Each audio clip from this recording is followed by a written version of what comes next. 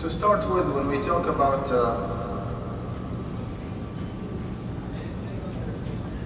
financial stability, when you have some concern about your financial stability, when you have a desire to be financially stable and to afford for yourself and for your family, are we asking too much here, or that is something a part of our deen? Actually, it is a part of our deen.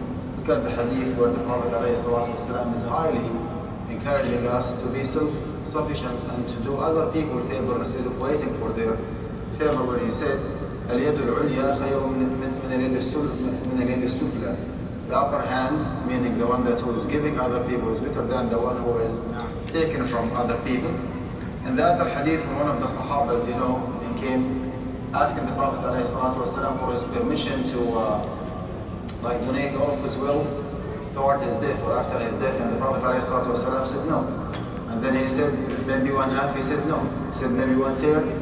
قال الثلث والثلث كثير. You can donate up to 1/3 of your wealth after your death, and even 1/3 is too much. And then he made a comment, إنك إن تذر ورثتك أغنياء خير من أن تذرهم عالة يتكففون الناس. Leaving your inheritors wealthy is better than leaving them poor, begging people. So what I want to say here, there's a lot of echo, by the way, a lot of echo. So the point that I want to make here is that being financially stable, providing for yourself, providing for your family, is important during your lifetime and even after your death. However, we need to take into consideration that we live in a non-Muslim society, and it is really unfortunate to say that even if we live in a Muslim society, the halal job opportunities and the halal ways of investment nowadays are not as easy as we think. So that's why we need to be careful. Before we start talking about investment and what are the investment opportunities, we have to make sure that this concept is always in our mind, that our source of income has to be a halal one.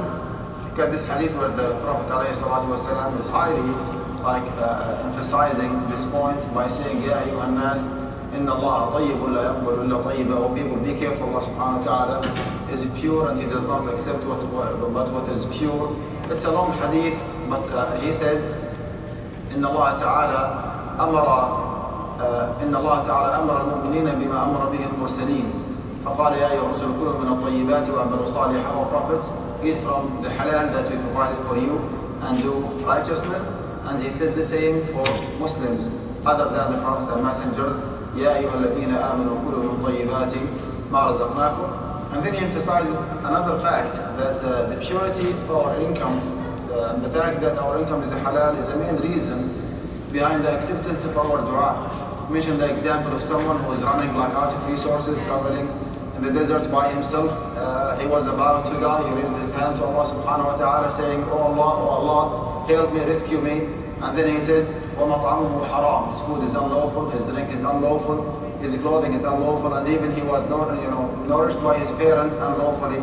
And then he said, فَأَنَّا يُسْتَجَابُ لَهُ. How could his dua be answered or listened to by Allah subhanahu wa ta'ala? It's a warning for all of us. It's something to bring to our attention, that a main reason behind the acceptance of our dua is the purity of our source of income. We have to make sure that our source of income is halal. And not only that, that's another warning from the Prophet ﷺ. لا يدخل الجنة لحم نبت من سحت. A flesh that were nourished unlawfully will not enter Jannah. As simple as that. لا يدخل الجنة لحم نبت من سحت وكل لحم نبت من سحت فالنار أولى به. And each flesh were nourished unlawfully deserves none but the hellfire. نسأل الله لنا ولكم العافية والسلام. Every now and then I hear this fatwa, or people share this fatwa, that transacting in any void transaction or any void contract between a Muslim and a non-Muslim outside the land of Islam or fi ard al-harb, in the land of war, is permissible. And they attribute this fatwa to the school of thought of Imam Abu Hanifa rahimahullah, regardless of the source of this fatwa, whether it is a Hanafi one or or just one approach from within the Hanafi school of thought, the fatwa itself is not correct. The fatwa itself is not correct. What is correct is that what Allah subhanahu wa ta'ala made prohibited is still prohibited, whether between Muslim and another Muslim, between Muslim and non-Muslim, inside or outside the land of Islam. It does not make any difference. It's not the right time in this presentation to go through the details of why this fatwa is wrong, but the bottom line is that transacting between Muslims and non-Muslims outside the land of Islam, whether it is Ardul Harb or Ardul Silm, does not make any difference. Whether the transaction is void or incorrect transaction, it doesn't make any difference. As long as it is a haram one, then Muslims should not get involved in it. So the fact that, what is wrongly understood, that if one of the two contracting parties is a non-Muslim, then transacting with him or with her in any haram transaction or prohibited or void transaction is permissible. This is definitely a misunderstanding and a wrong one.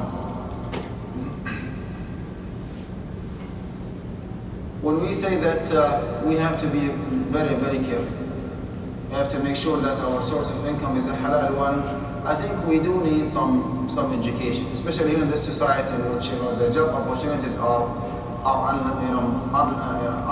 would say unlimited, and sometimes there are some technical details. Even yourself, before you accept or reject the job, after you get a job offer, you do not know exactly what is your job description and what is waiting for you in this job. So it's better to ask people of knowledge. It's better to get to like people who have been living in the society for a while, know very well what are the different job opportunities and what is halal and what's haram. I would say one of them is a fiqh council called AMJA, the Assembly of Muslim Jurists of America. We did like a complete workshop in this regard, and we spent maybe 3-4 consecutive days discussing this issue. We brought like experts from different fields, and we have heard from them the job description of each job, and then we came up with this conclusion. You can go to our website and just search for careers in between permissibility and prohibition, and if you're an Arabic reader, you can just type ما يحل ويحرم من المهن والأعمال والوظائف. You will read a lot of information. For example, working in the media, whether you want to work as an editor or reporter or journalist or photographer, working in the IT field, interest-based institutes, whether it is a credit company or a mortgage company or conventional bank, working for insurance companies, working for tax services, or even working for the IRS, working in the accounting field, what's haram and what's halal, working in the court of law, whether you want to work as an attorney or public prosecutor or judge, in the engineering field, in the real estate, in the convenience stores, taxi driver, car dealership, and on and on. You will find a lot of details there. Again, because sometimes before you accept a job, whenever you receive a job offer, sometimes you do not know exactly what is waiting for you. There might be some tiny details here and there that you are not aware of. So you need to make sure from the beginning that you purify your source of income and make sure that the job in general that you are occupying or taking is a halal one. This is one of the frequently asked questions. When someone is already involved in a haram business, he's taking a job that is purely haram one, and all of a sudden he or she wanna repent to Allah subhanahu wa ta'ala. Does this repentance require an immediate quit from that job, even if that person is still desperately in need for that job? Someone works in a haram job, and this is the only source of income for him. He sponsors himself, he sponsors his family, maybe his family even overseas. He cannot quit immediately. There is no other alternative for him. The fatwa here is that as long as your repentance to Allah subhanahu wa ta'ala is a sincere one, you do not have to quit immediately. Especially if you are desperately in need for that job, you can just stay as is. Meanwhile, you need to keep working diligently for a different job opportunity, something that is halal, or at least less prohibited the one that you are occupying or you are taking. This is the rule. what if that person is not desperate for that job? I mean, he has some saving maybe for 3, 4, 5 months, which is the case, alhamdulillah, for most of us. I mean, usually put some money aside as a saving for any unexpected, circumstances. If this is the case, and I know for sure that my source of income is a haram one, in order for me to repent to Allah subhanahu wa ta'ala sincerely, then I have no choice but to quit my job immediately if I'm not desperately in need of it. Another question here, while you are talking about the financial stability, which is the status of the wealth that has been collected before repenting to Allah subhanahu wa ta'ala. Imagine this scenario. Someone worked for a conventional bank for 30, 35, 40 years. And definitely working for a conventional bank is prohibited, bottom line. And then all of a sudden, after building his wealth and being financially really well established and financially stable, he wanted toward the end of his life to repent to Allah subhanahu wa ta'ala. And this question is always raised. What is the status of the money that I made, in the past? Is it still haram for me, or what is the verdict here? Here is the answer. Although this answer is not something agreed upon, to be honest with you, but this is a very reasonable approach have been issued by Shaykh al-Islam ibn Taymiyyah, and he has some followers, after him who supported this approach, that the sincere repentance to Allah subhanahu wa ta'ala would legitimize or permit the prohibited money as long as the money is already collected. As long as the money is already collected. So, for example, if someone used to deal with riba for a while, they had already collected money from all the transactions, already have been done in the past. Now, the verdict here is that the sincere repentance to Allah subhanahu wa ta'ala is more than enough to permit the money as long as there is no legitimate owner of that money other than the repenting person himself. So if you want to go back to our scenario, someone worked for 30, 35, 40 years for a conventional bank, the repentance afterward would be enough to legitimize and to permit the wealth that has been already collected. Again, this is not something agreed upon. This is a reasonable approach, has been adopted by Shaykh al-Islam ibn Taymiyyah and some other reputable and renowned scholars. They supported their understanding with the saying of Allah subhanahu wa ta'ala when he was declaring the prohibition of riba in Surah Al-Baqarah. وَأَحَلَّ اللَّهُ الْبَيْعَ وَحَرَّمَ الرِّبَا. Allah subhanahu wa ta'ala permitted sale contract and prohibited riba. He said, فَمَنْ جَاءَهُ مَوْعِظَةٌ مِّن رَبِّهِ فَانْتَهَى فَلَهُ مَا سَلَفَ. So whoever received an admonition or advice or maw'izah from his Lord subhanahu wa ta'ala because of dealing with riba, yet he quit immediately, فَانْتَهَى قَالَ فَلَهُ مَا سَلَفَ. Whatever has been generated in the past is his. فَلَهُ مَا سَلَفَ وَأَمْرُهُ إِلَى اللَّهِ. His judgment will be definitely up to Allah subhanahu wa ta'ala. So based on this part of the ayah, فَانْتَهَى فَلَهُ مَا سَلَفَ. If he quit out of repenting to Allah subhanahu wa ta'ala, then whatever has been generated in the past is his, and that is definitely makes it halal for him to enjoy the wealth as long as he is really sincere in his repentance and he made an oath between him and Allah subhanahu wa ta'ala not to commit such a sin again, because the remaining of the ayah وَأَمْرُهُ إِلَى اللَّهِ قَالَ وَمَنْ عَادَ فَأُولَٰئِكَ أَصْحَابُ النَّارِ هُمْ فِيهَا خَالِدُونَ. So once you make your mind, once you repent to Allah subhanahu wa ta'ala, then you have to honor your word, especially that you are making an oath with none but with your Lord Azza wa Jalla. It is not the case for the current transactions. Imagine that I already lended $10,000 for one of the Muslim brothers or for an individual, okay, for 3 or 5% interest. And before I receive the capital and the interest, in the middle, in between, I repented to Allah Azza wa Jalla before receiving the whole money. What is the status here? Here is the ayah. وَإِن تُبْتُمْ فَلَكُمْ رُؤُوسُ أَمْوَالِكُمْ لا تظلمون ولا تظلمون. So if you repent to Allah subhanahu wa ta'ala, then you should stick to your capital without oppressing others and without being oppressed to others. Is there any contradiction between the two cases? The answer is no. This one is talking about the old transaction. Something has been generated in the past, while this one is talking about the current transaction. Someone did not receive his riba from other people.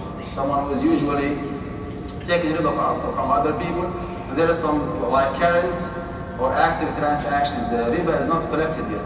In the middle, if you repent to Allah subhanahu wa ta'ala, then you have to stick to the original amount, $10,000 our example, just take it as is without asking for more than that. This is the real implementation of Tawbah if you are sincere in it. وَإِن تُبْتُمْ فَلَكُمْ رُؤُوسُ أَمْوَالِكُمْ لَا تَظْلِمُونَ وَلَا تُظْلَمُونَ.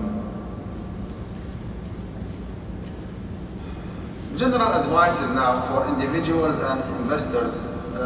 From now on, they are not, what I'll be mentioning here, it's just experience. It does not necessarily have to be like a fiqh or rules or fatwa. Just some experience for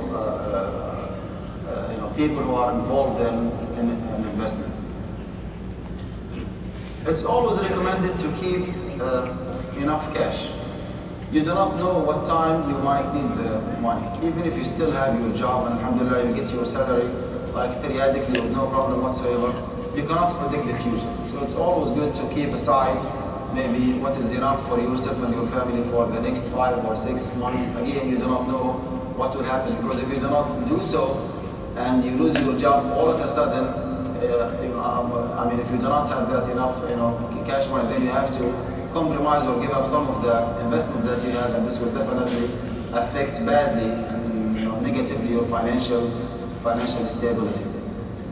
Invest internationally is better than investing or limiting yourself to the stocks or the securities here in the US, especially that after the financial crisis back in 2008 and 2009. I would say the stock market in general has been badly affected. Alhamdulillah, it's now like recovering, but generally speaking, you should not limit yourself to a certain region or a certain country. Go ahead and invest internationally.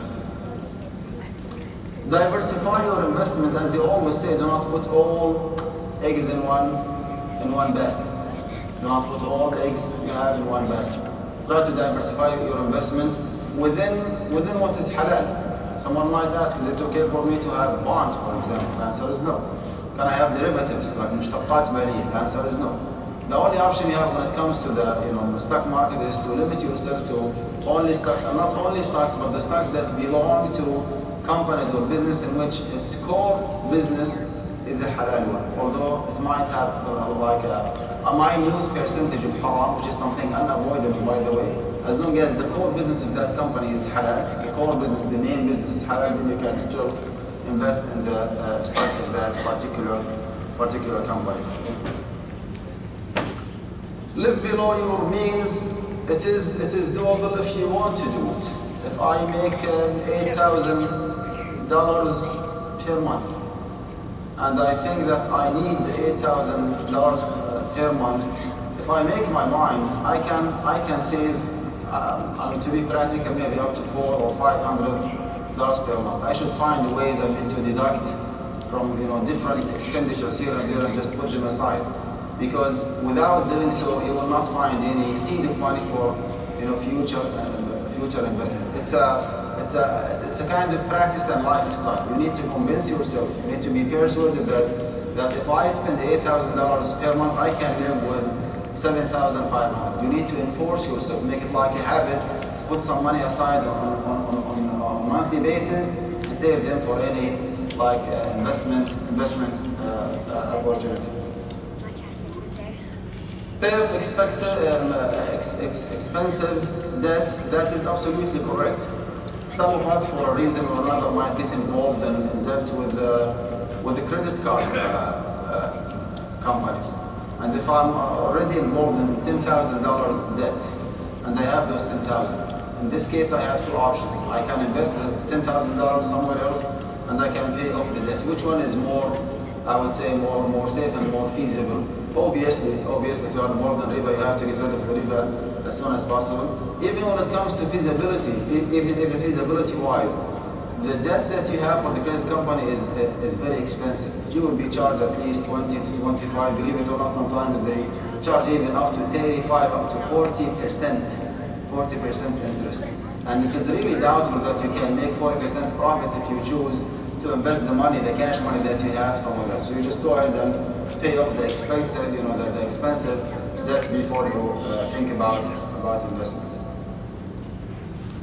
Track your spending means that you need to categorize, the expenditures, expenditures that you have, and you ask yourself how much I pay for, this month for merchandise, for example, for dining, for groceries, for automated, for car renting, for gas, for entertainment, lodging, utility bills, whatever the expense might be, and you will find that if you are, like spending more than what you're supposed to spend, there is a kind of leakage somewhere. I mean, someone within your family members is spending more than what he's supposed to spend. So you need to like subcategorize the expenditures and find out exactly how much you paid for each category, and you can easily deduct where is the extravagance or the extra payment that you are making, and you need to make a decision in that regard to stop or to reduce the expenditure. Review your credit report. That is important. Sometimes you might find an opportunity to refinance, for example, for your home in an Islamic or a Sharia compliant, and definitely you will not be eligible if your credit history is not that good. So you have to be always ready for it. Check your credit periodically, maybe once a year, and make sure that you don't have any glitches here and there in your credit history. You are just ready to jump on to get take advantage of any Islamic refinance if there is anything available. Check out your financial advisor. That is important. Do not ever think that any certified wealth manager or financial advisor is qualified and the best one for you. You need to do some research. There is a department here or an authority called the Financial Industry Regulatory Authority or FINRA. Okay, you can go to their website and just do some research on the potential financial advisor that you want to hire for your investment, and get some comments what people are saying about him or her before you hire. Make sure your investments are safe, which is most probably the case, that your bank account is insured with the FDIC, which is the Federal Deposit Insurance Corporation, and any brokerage account that you might have is secured by the Securities Investor Protection Corporation. So Allah forbids the case, the bank that you are investing in just run bankruptcy, your money will definitely be insured and you will not be losing anything. Do not try to predict the future. Some people get easily panic. You just keep watching the news on a daily basis, and sometimes even their blood pressure goes up and down with the index and the market. You need to be calm down and do not react with the index movement that you see on daily basis on Yahoo Finance or other resources of information. Once you set your portfolio and you have your own financial plan, just stick to it and stop moving from one decision to another, from one way of investment to another way, because this is very, very unstable and might badly affect your financial stability in the near future. Do not stop contributing to your 401k or whatever the pension plan you might have. It's a very simple concept. Your 401k is one of the main reasons, after the will of Allah subhanahu wa ta'ala, for your financial stability, for yourself and for your family after you pass away. Allah forbids in case of passing away or being disabled for a reason or another, you will find a source of income, a secure source of income for your family. Some people think that quitting 401k is a good idea, whether for a fiqh or Islamic reason, or otherwise because of feasibility reason. And this is definitely a wrong decision. From a fiqh perspective, you don't have to quit your 401k, even if the investment is not, or the money that you have is not invested accordingly in a very ideal way, in the way that you want. Because sometimes you have a word to say, sometimes you can make your own portfolio, sometimes you can make a decision in the way that your 401k should be invested, and sometimes you cannot. So what you are required to do is just to do your best. فَاتَّقُوا اللَّهَ مَا اسْتَطَعْتُمْ. Even if I'm sure 100% that there is a good percentage of my 401k is still invested in a haram way, this does not make the whole investment a haram. say for example that I have $100,000, for example, and I know for sure that $10,000 are invested in a haram way, while the 90,000 are still invested in a halal way. No one can say that the whole 401k that I have became haram because of that percentage. It means that 90% is halal and 10% is haram. Whenever I get my money, the only thing I need to worry about is just to deduct or to take aside the haram percentage, just getting rid of it, while the rest of 90% is still halal. That's called al-malu al-mukhtarat. Al-malu al-mukhtarat means like the mixed wealth. It has a certain percentage halal, a certain percentage haram. No one could say that the haram would contaminate the halal and make everything haram. Feasibility wise, your employer has to match your payment. So why you lose that opportunity and just drop your 401k again? You do not know what will happen in the future. Keep up with your 401k. You do not know what time you might need it. Sudden moves are not recommended. Again, do not watch Yahoo Finance on a daily basis and start making predictions and making sudden decisions, because this will affect your investment. Do not give up on stocks. In fact, for you as a practicing Muslim, this is the only security that is halal for you. If you have in the stock market, you have stocks, you have shares, which is a kind of stock, you have bonds, and you have derivatives in general.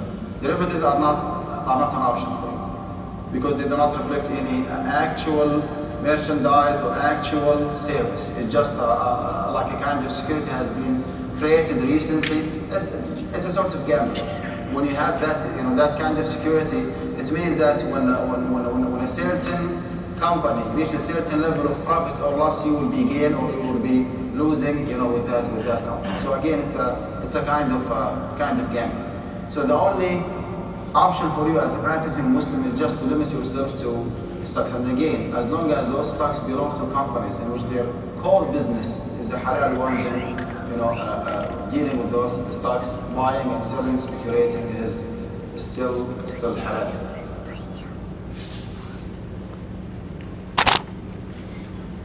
Do not pay high management fees. It makes a difference. So two things that you need to worry about: how much is the gross and the net profit that you are making from your investment, and meanwhile you need to take into consideration how much you pay for the investment, to run your investment, how much you pay, what is the percentage that you pay for your wealth manager. If you are making 5% annual profit and you pay 2% for the wealth manager, then the actual profit you are making is only 3%. So if you can shop around, as they say, you might find some companies who are traditionally well known to be a low-cost fund companies. Do not follow the herd. I think I already covered this point. Do not forego necessary insurance. We do know that any kind of commercial insurance, its default rule is the prohibition. Because I might cover this issue tomorrow with more details. But what is well known for people of knowledge that any kind of commercial insurance is haram. However, you can take whatever you need it, whether it is obligated, for example, by law, like your liability insurance, for example. You cannot drive your car without having liability insurance. Then you can take it. Okay. If you live, for example, in a flood zone area, is it permissible for you to have house insurance? The answer is yes. If you are living here in the US, is it okay for you to have health insurance, whether through your employer or just private health insurance? The answer is yes, because the healthcare expenses is very high and very unaffordable for the vast majority of people, and on and on. So your need more than anybody else. You just go with whatever you need. Do not make the default rule is the halal of insurance. No, it's still haram. However, the level of prohibition of any kind of commercial insurance is not in the same level of prohibition like riba, for example. Riba is not clear in insurance, except when it comes to life insurance. Well, the riba is obvious and explicit. You pay a certain amount of money, pay $25,000 for the policy that you have, and then yourself or your family after your death might receive up to $500,000 or even $1 million. So that's a kind of, I would say, currency exchange with an inequality. You pay a certain amount of money and you get away more than what you have paid. That's a kind of freedom. But when it comes to any other kind of commercial insurance, the car insurance, or house insurance, or business insurance, the riba is not that obvious.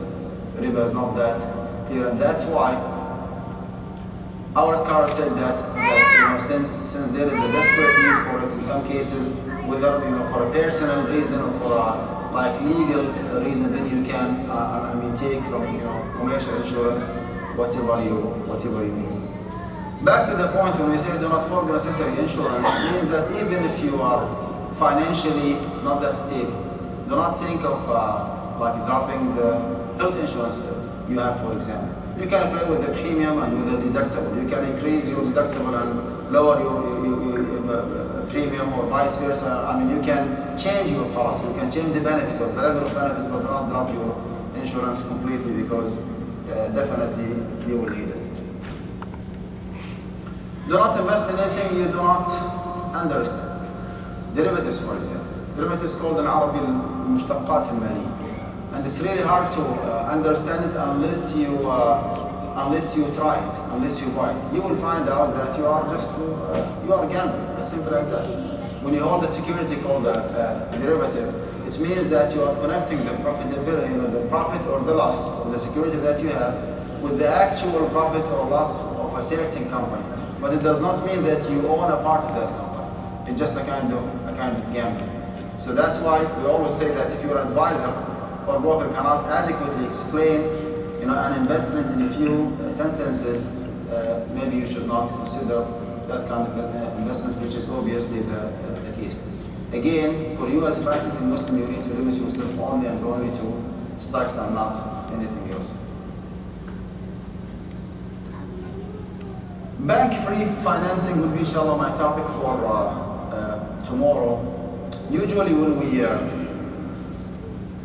think of making investment, or buying a house, or establishing a business, or upgrading our business, the first thing that jump and come to me will remind is to go to a bank and to borrow money. Is that correct?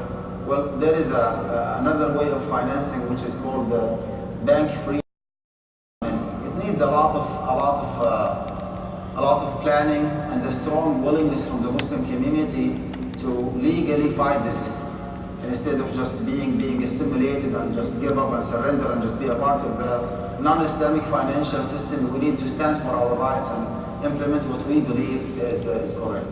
So tomorrow, inshallah, I will be discussing this issue maybe with some details that I call the bank-free financing. If you want to upgrade your business, why do not you consider forming a partnership with one of your Muslim brothers in the community, and you establish any kind of Islamic mode of finance or partnership between you and them? And we have a lot. So inshallah, I'll be discussing all these different modes of finance tomorrow, inshallah. I'll be taking my time. And as I said, our presentation tomorrow, inshallah, will be between Maghrib and Isha, so inshallah we'll be having more time. So we'll talk about I would say, main principles of mudaraba, main principles of musharaka, and the diminishing musharaka, and the murabaha, and the ijara and aqdu al-istisna'. We'll talk tomorrow also about the halal stock market and the different options that you have. Why we say that derivatives are prohibited and bonds are prohibited, and you need to limit yourself to only stocks. Inshallah, I will discuss it tomorrow. Even if you want to invest, is there anything available for Muslims here in the US? The answer, alhamdulillah, is yes. We have socially responsible investment companies. I will talk about them tomorrow. Those are some of the halal investment opportunities for us. Investing in your 401k, different options, 529 for the education of your kids, student loans with some details. Those, inshallah, will be like our topic for tomorrow, as well as life insurance, inshallah. Let me take maybe a few minutes before I go to, what is Abu Bakr? Yeah, where's the other presentation? The other one. If you have any question or concern on anything you want, please go ahead. Yes. Brother, with the stock investment, besides the core business, is there anything to look for in the financial books of that company? If the company is more business is okay, but it has lots of loan, for instance, and we know that the company is actually dealing with indirect. I think a lot of loan means that they are like dealing with interest. They are lending money with interest. If you look at the financial books of that company, and it has borrowed a lot of money to run this business. So although their core business might be okay, but they are running their business out of some bank's money. So they are indirectly paying riba. Borrowing money with interest. Okay, if it is done by the other party, not by you, this should not affect the permissibility of the transaction or the business or the contract that you are having with him. In other words, if I know for sure that the source of income of my client or customer, I have a car dealership, for example, and I know for sure that my client has a pure haram source of income. Now, does this mean that selling him is prohibited? I'm just giving you a very obvious example. Well, the answer is no. The answer is no because it's not my job to check the permissibility or the purity of the income of the other party that I'm transacting with. And the evidence for that is that the Prophet ﷺ himself used to transact with the mushrikeen, with the infidels in Mecca al-Mukarram, and they used to deal with riba. Is that correct? And it was never reported that the Prophet ﷺ checked the permissibility or the purity of the income of other people. He did the same when he migrated to Al-Medina. He used to transact with the Jewish community. And the Jewish community usually deal with riba. They lend and they borrow and they pay interest. And it was never reported that the Prophet ﷺ stopped any transaction or even checked the purity of the income or the money, or whether it's halal or not, the money that the other party is paying for it. So the rule here is that as long as the actual transaction between you and the other party is a halal one, then the purity or the permissibility of his income is something like should be out of your concern. But in case of stocks, it's not a transaction. You are actually becoming an owner of that company, 100% of that company. And if it's an equivalent of I go ahead and borrow money from the bank, open a shop, and I might be selling something very legitimate. But so what you want to say is that holding a stock for that company means that you are doing as if you are lending with interest, or as you are borrowing with interest, because you became one of the owners of that company. That's absolutely correct. But practically speaking, Al-Karim, if you are looking for like a pure halal stocks, to be honest with you, it's a waste of time. Whether you are living here in the US or even going to any Muslim country. I mean, the capitalist economic system is dominating the whole world nowadays. And by law, there should be a certain percentage of haram. Whether the deposit that they have usually in the central bank, or a certain percentage that has to be lended or borrowed in a haram way, or sometimes even the company itself might be still under construction. I mean, they have like cash money or currency more than the asset that they have. So all these different reasons might make the stock that you hold, that you transact, is a haram up to a certain level. So the verdict here of the fatwa is that you need to go with the minimum haram available. If you are looking for a pure halal stock, again, it's something does not exist nowadays. So you go with the minimum haram available. So if you have, for example, stocks with 30% haram, regardless of the reason of the haram, and other stocks with 3%, well, obviously going with the 3% is the only option you have. Going with the 30% is haram, because the halal or the risk prohibited option or alternative is available. got a question. Yeah. Buying a bond fund, for example, where the price of the share is constantly changing. that be considered as a divorce? When it comes to bond, Sheikh, it's haram by default, because when I hold a bond, it means that I'm lending money. I'm lending money to the federal government, to Uncle Sam. So when I have hold a security called bond, 5,000, it means that I have lended already those $5,000 to the federal government with a certain percentage as an interest. So to start with, it is haram, regardless of any other factor. To start with, holding a bond is a kind of interest-bearing loan in which a Muslim should not take it as an option. Can you talk about Al-Qudha University? What is Al-Qudha? What does it do? Yes. Yeah. Sure, inshallah. Excuse me. Fine. Excuse me. Can I take Could you repeat the question? I think this gentleman has a No. question. Sure. Go ahead. Okay, there are some people that buy things without actually owning it. So they buy from one place, sell it to someone, and in this process they have not really actually owned this. Is this something that is allowed or could be allowed? The default rule is no. Because Prophet ﷺ said, the brother is asking about the status of selling something before completely possessing it. And the answer is no, it's not allowed. But sometimes it's practically, on the ground. Sometimes it's really hard to physically possess something, have it in your, under your ownership or possession, physically put it in your store, for example, and then you resell it. As long as it is legally owned by you, as long as it is under your collateral or something happened to that commodity, you will be incurring it like any kind of loss. This will be sufficient enough to count it as owned by you. This is a kind of legal ownership, as long as you are the owner. It does not, it doesn't have to be physically, in your possession. However, this is not the ideal situation, but this is the practical, situation that you own legally.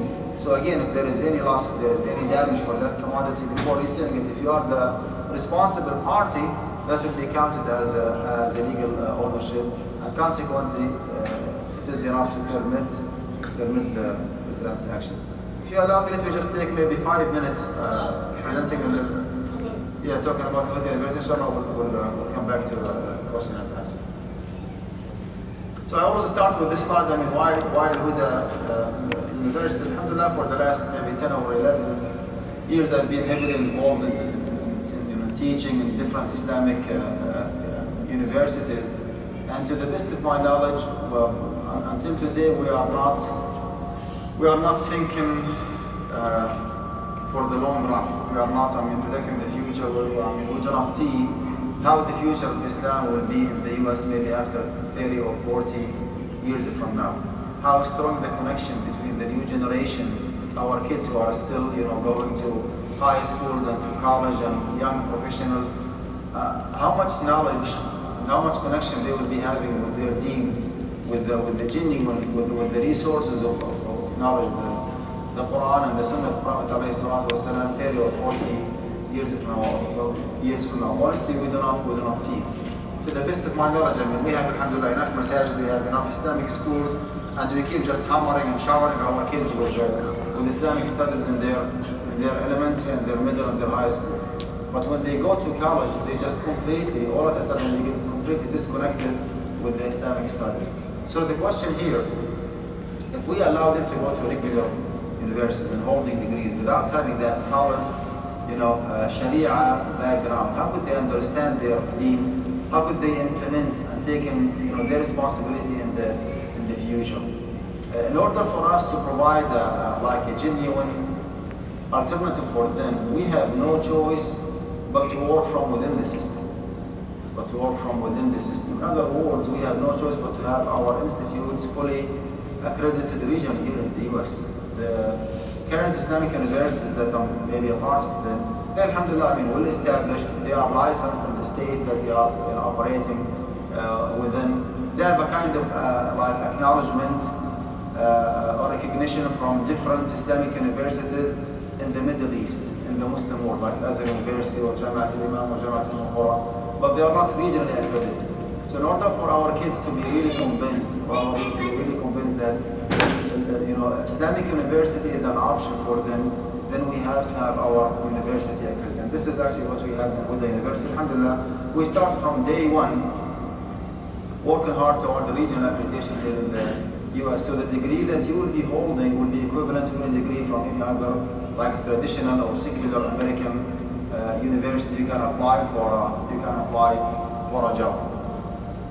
We are not accredited here with SACS, the Southern Association of College and School, but it is a part of our vision, and we are taking it, alhamdulillah, seriously. So far, we get acknowledged by the Texas Workforce Commission and by the Texas Higher Education Coordination Board. And alhamdulillah, we operate as a higher education institute, and we are authorized to issue degrees, like in what they call it. We operate like a seminary, like a religious institute, and we are authorized, alhamdulillah, to issue degrees. So far, we have a traditional bachelor degree in Islamic studies with 100 students who are benefiting from the education services for Al-Qudha University, and we have a master's in Islamic education. So far, alhamdulillah, we have 17 students who have been studying for the last year.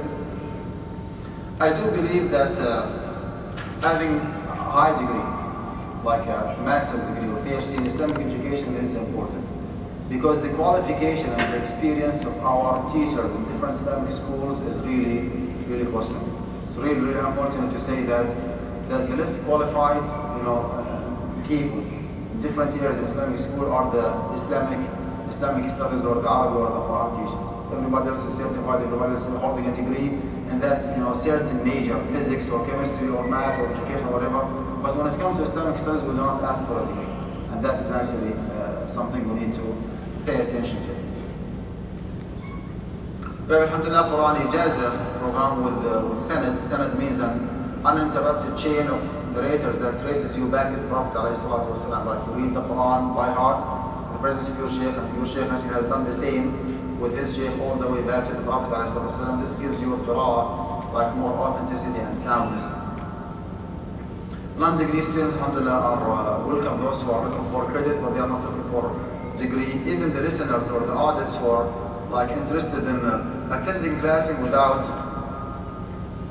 matching the requirements of the course, without getting credit, they are also welcome. They can join the Al-Qudha University. Last year, alhamdulillah, we held our first annual convention as an effort from us to work on the ground and to reach out to the Muslim community and to educate the Muslim community as much as we can. We hope, inshallah, that we can make it like a tradition. Every year we'll hold an annual convention for the university. Even for those who are not willing for a reason or another to join the university, we have a community education department. We hold seminars like what we are doing here. We hold, alhamdulillah, online and on campus, and we reach out the whole Muslim community in their masajid across the nation, as they say, from coast to coast. We travel, we educate the Muslim community as much as we can. Recently, alhamdulillah, we established a research institute because we do believe that certain areas of concern are not well covered by other people. When it comes, for example, to parenting in the West and the challenges that our youth are facing, when it comes to contemporary transactions, when it comes to Islamic finance, we need people who are really into this kind of research who can come up with a solution that help having a better society for us and for our fellow Americans as well. Medium of instruction is English only because we are targeting the second and the third generation. To be honest with you, we are not that interested in targeting the first generation because, alhamdulillah, we have our sister organizations like Sharia Academy or Chicago University or American Open University. Alhamdulillah, we're covering this, this track, which is learning Sharia and Islam in Arabic language. So we focus only on the English one for more specialization, for more focus. We have, alhamdulillah, qualified or even overqualified faculty members. When it comes to academic achievement, we are very serious. We do not give grades for free. Every single student in every course has to have a minimum of 70% to pass the grade. We have, alhamdulillah, weekly assignments and research paper and midterm exam and final exam, even oral exam, to make sure that students are able to express themselves in a very clear where they can deliver the message, clearly to other people. We think that certain areas of specialization or majors are not covered yet by other Islamic universities. To the best of my knowledge, we do not have a degree or certificate in mediation and arbitration, and that's something actually is desperately needed. We do not have like a certificate or degree in marriage counseling or in chaplaincy, and those who go to correctional facilities and to hospitals and they preach other people. They have to have some kind of academic qualification. That's something that does not exist. We are working hard. We do not have anything ready, to be honest, but we are working hard, inshallah, to develop such programs, inshallah, in the near future. We teach online and do campus at the same time. So we give the flexibility to our students to join us from any place in the US, any place in even the world. I mean, from your bedroom, from your house, you can just log in and join the class with your teacher live. 2 ways communication. And for Houston students, for the local students, they need to come to the campus once a month, while the remaining 3 classes per month are held online. We focus on the quality of the education. We do believe that, alhamdulillah, other Islamic universities across the globe are doing a perfect job, and they are producing, every year a lot of mashayikh. We are looking for something special. We're looking for, young people who really believe in the importance of Islamic education, and we look at Islamic education as a secondary education, not because we do not appreciate it. No. We do not want to produce traditional mashayikh. I don't want my son to be like me, for example. I want him to be an engineer, a medical doctor, an attorney, a CPA, or whatever the profession might be, as well as a sheikh at the same time. So holding a degree in Sharia should not prevent him from being a CPA or even a physical therapist or a medical doctor or professor at the university, or whatever the profession might be. We look for the financial stability of the university. That's why, alhamdulillah, we established an endowment fund. And we already bought the first unit, or like an apartment, to generate some fund for the university. This is a part of our financial plan. Inshallah, one day we'll be reaching to a point in which we do not even need to seek the fund or raising funds from the Muslim community, because we will be, inshallah, financially stable. One of the differences between us and other universities is the excellent customer service. Whenever you pick up the phone and call, someone will take your phone. If you leave a message, for example, someone will get back to you. If you send an email, your email will be replied to. If you apply for the university, someone will be taking care and just processing your application. You will stay in touch with the Al-Qudha University team until you get what you want. Obviously, our main job is education. We do not look at Al-Qudha University as a business, and that's why, alhamdulillah, we do not, as I always say, we do not, and we are not even willing to reject any application for Al-Qudha University because of the financial status of the students. I mean, we take him as is, and we are sure that Allah subhanahu wa ta'ala will help us in delivering this message. Alhamdulillah, we are not excellent, but we are striving for excellence. The registration for the fall 2014 is now open. You can go to al-hudauniversity.org, and if you have any question or concern about the university, inshallah, I'll be more than happy to answer it after we finish our presentation. Back to the questions. Please go ahead if you have anything more. Yes. A quick question. One question. The cashback on the credit cards. Can you advise on that? Cashback is a kind of promotion. You are not paying for it. There is no ribbon involved in it. It's a kind of promotion. In order for the company to encourage you doing more transactions, they pay you back. In fact, it's the opposite of ribbon. I mean, the one that you are borrowing from is the one who's paying. You are not paying him. You are receiving money. Let me turn the lights Will on. it turn the light on? Yeah.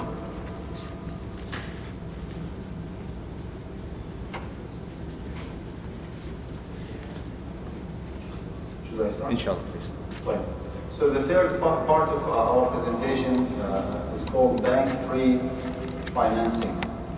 Usually, if you want to, if you are in need for like seed money to start a business, or if you want to upgrade your business, the first thing comes to mind just to go to the bank and take a loan.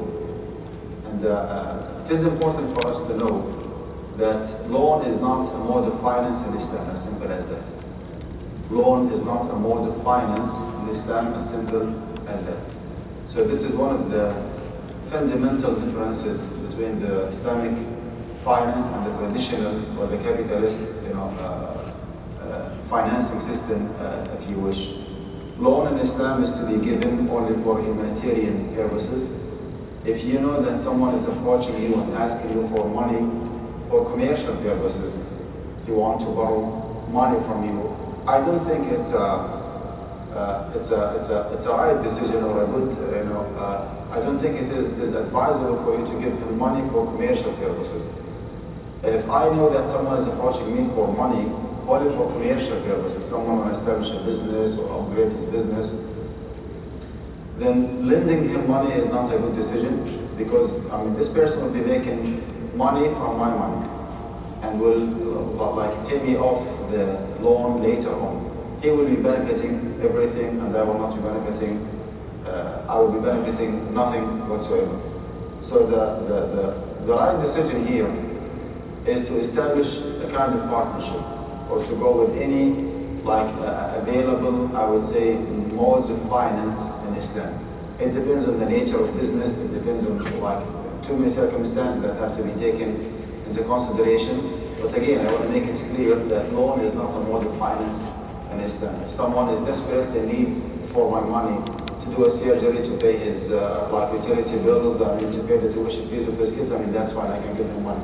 But for commercial purposes, it's not a good decision. It's not haram, it's not makruh, but again, it's not feasible. It doesn't make any sense that I give my money to somebody else to generate money from my money while I'm the owner of the money, benefiting nothing. If this is the case, if someone wants to benefit from my money, then we can establish or form any kind of partnership, or we can get involved in any of the Islamic modes of finance. Briefly, we hear about mudaraba and murabaha and musharaka. I will just touch on the very, very fundamental rules of those different modes of finance. You can classify the Islamic modes of finance into two major categories. First one is called the equity-based mode of finance. Equity-based, in which you establish a real and genuine partnership. The two contributing parties will becoming partners for a certain period of time, sometimes for a long time, sometimes for a short period of time. And that is called the equity-based. That's why we call it equity-based. Everybody is owning something. This is one category. And the other one, as you see, it's a debt-based mode of finance. Now this is the direct alternative of having a loan. And instead of borrowing money with interest, which is not an option for you as a practicing Muslim, then we need to borrow in a different way. Okay? To borrow in a different way, we have an alternative, which is the debt-based mode of finance. Let me go back to the first one. It is called mudaraba. A very good example for mudaraba. Someone does not have money. He's an expert in a certain area of business, car dealership, software, whatever the business might be. But he does not have money. And somebody else has the money, does not have enough time to get involved in running his business, does not know how to run his business. For some reason, he's not interested in spending time to run his business by himself. You can establish what is called mudaraba. Mudaraba is a partnership between two different parties. The investor or the financier, the one who is providing the money, and the other one is the amil al-mudaraba, or the laborer, or the one who is operating and running the business on daily basis. That's called mudaraba. When it comes to this mode of finance, whenever there is an actual and net profit toward the end of the business course, everybody is entitled to the percentage that has been agreed upon from the beginning. And there is no limitation in Islam. It could be 50-50, it could be 90-10, it could be 40-60, whatever the percentage, there is no restriction here. However, if there is an actual loss toward the end of the fiscal year or the business course, then the one who should incur the loss is whom? Is the financier and not the laborer. Because of a very simple fact that the laborer has lost what? his work, he have been working for free, and this is an actual loss. If I've chosen to work for somebody else, I will be like getting a certain amount of money as a salary or as a profit or whatever the money might be. So I have lost my work. I mean, I work for free, and this is a loss by itself. So it has to be clear from the beginning that the one who is incurring the loss is whom is the financer and not the laborer. It has some technical details, but it's not the right time to go through it. So we have two partners. We have the laborer, or the operator, or the manager, whatever you want to call him, the one who contributes with what? With his expertise, with his work, with his time, with his effort, but he does not contribute money. While the other one is the one who is contributing money. That is the mudaraba. Another kind of equity-based model finance is called musharaka. Musharaka simply means partnership. Two different parties, and they want to contribute money. Both of them want to contribute money. They can contribute money, and they are like entitled for profit based on what they agree upon. It does not have to be the exact proportion or percentage of their contribution. If every one of them contributed, for example, $100,000, they do not have to distribute the profit 50-50, because one of them might be more expert than other one. One of them might be more dedicated, spending more money, time, and effort to run the business than the other one. So whatever they agree upon is fine. There is no limitation. However, when it comes to incurring loss, they have to limit themselves with their proportion. If we contributed, me and you, $100,000 for each, then we cannot incur the loss based on 60, 40, or based on 90, 10. It has to be exactly, in a compliance with the exact percentage of contribution. Both parties are entitled to manage the business. However, they don't have to. Sometimes in industry they call one of the partners as a silent or a sleeping partner. I mean, someone who just contributes the money and just go back home. I mean, does not show any interest in running the business, which is fine.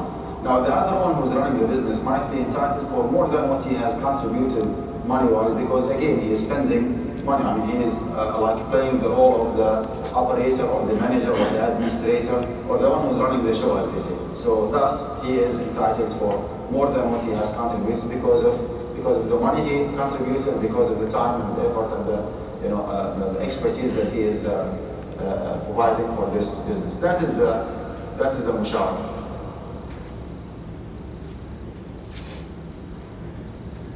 If there is an intention to finance a project, buying a house, for example, musharaka is not a good option, because musharaka creates like a long-term partnership between the two contributing parties. So the best option here is what is called the diminishing musharaka. Diminishing musharaka is a kind of musharaka. It takes the same rule of musharaka that we already explained. However, the purpose behind it is to eliminate or to reduce gradually the ownership of one of the parties toward the benefit of the other one.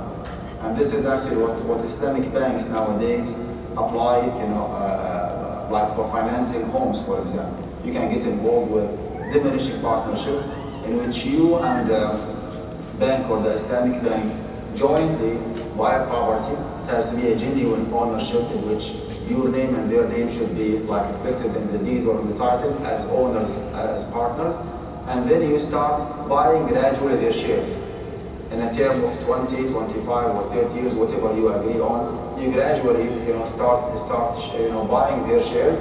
Toward the end of the agreement, you will be successfully buying all of their shares. So you are reducing their ownership from 80% at the beginning all the way to 0% toward the end of the contract. Eventually, you become the exclusive and the only owner of the property. That's called the diminishing partnership.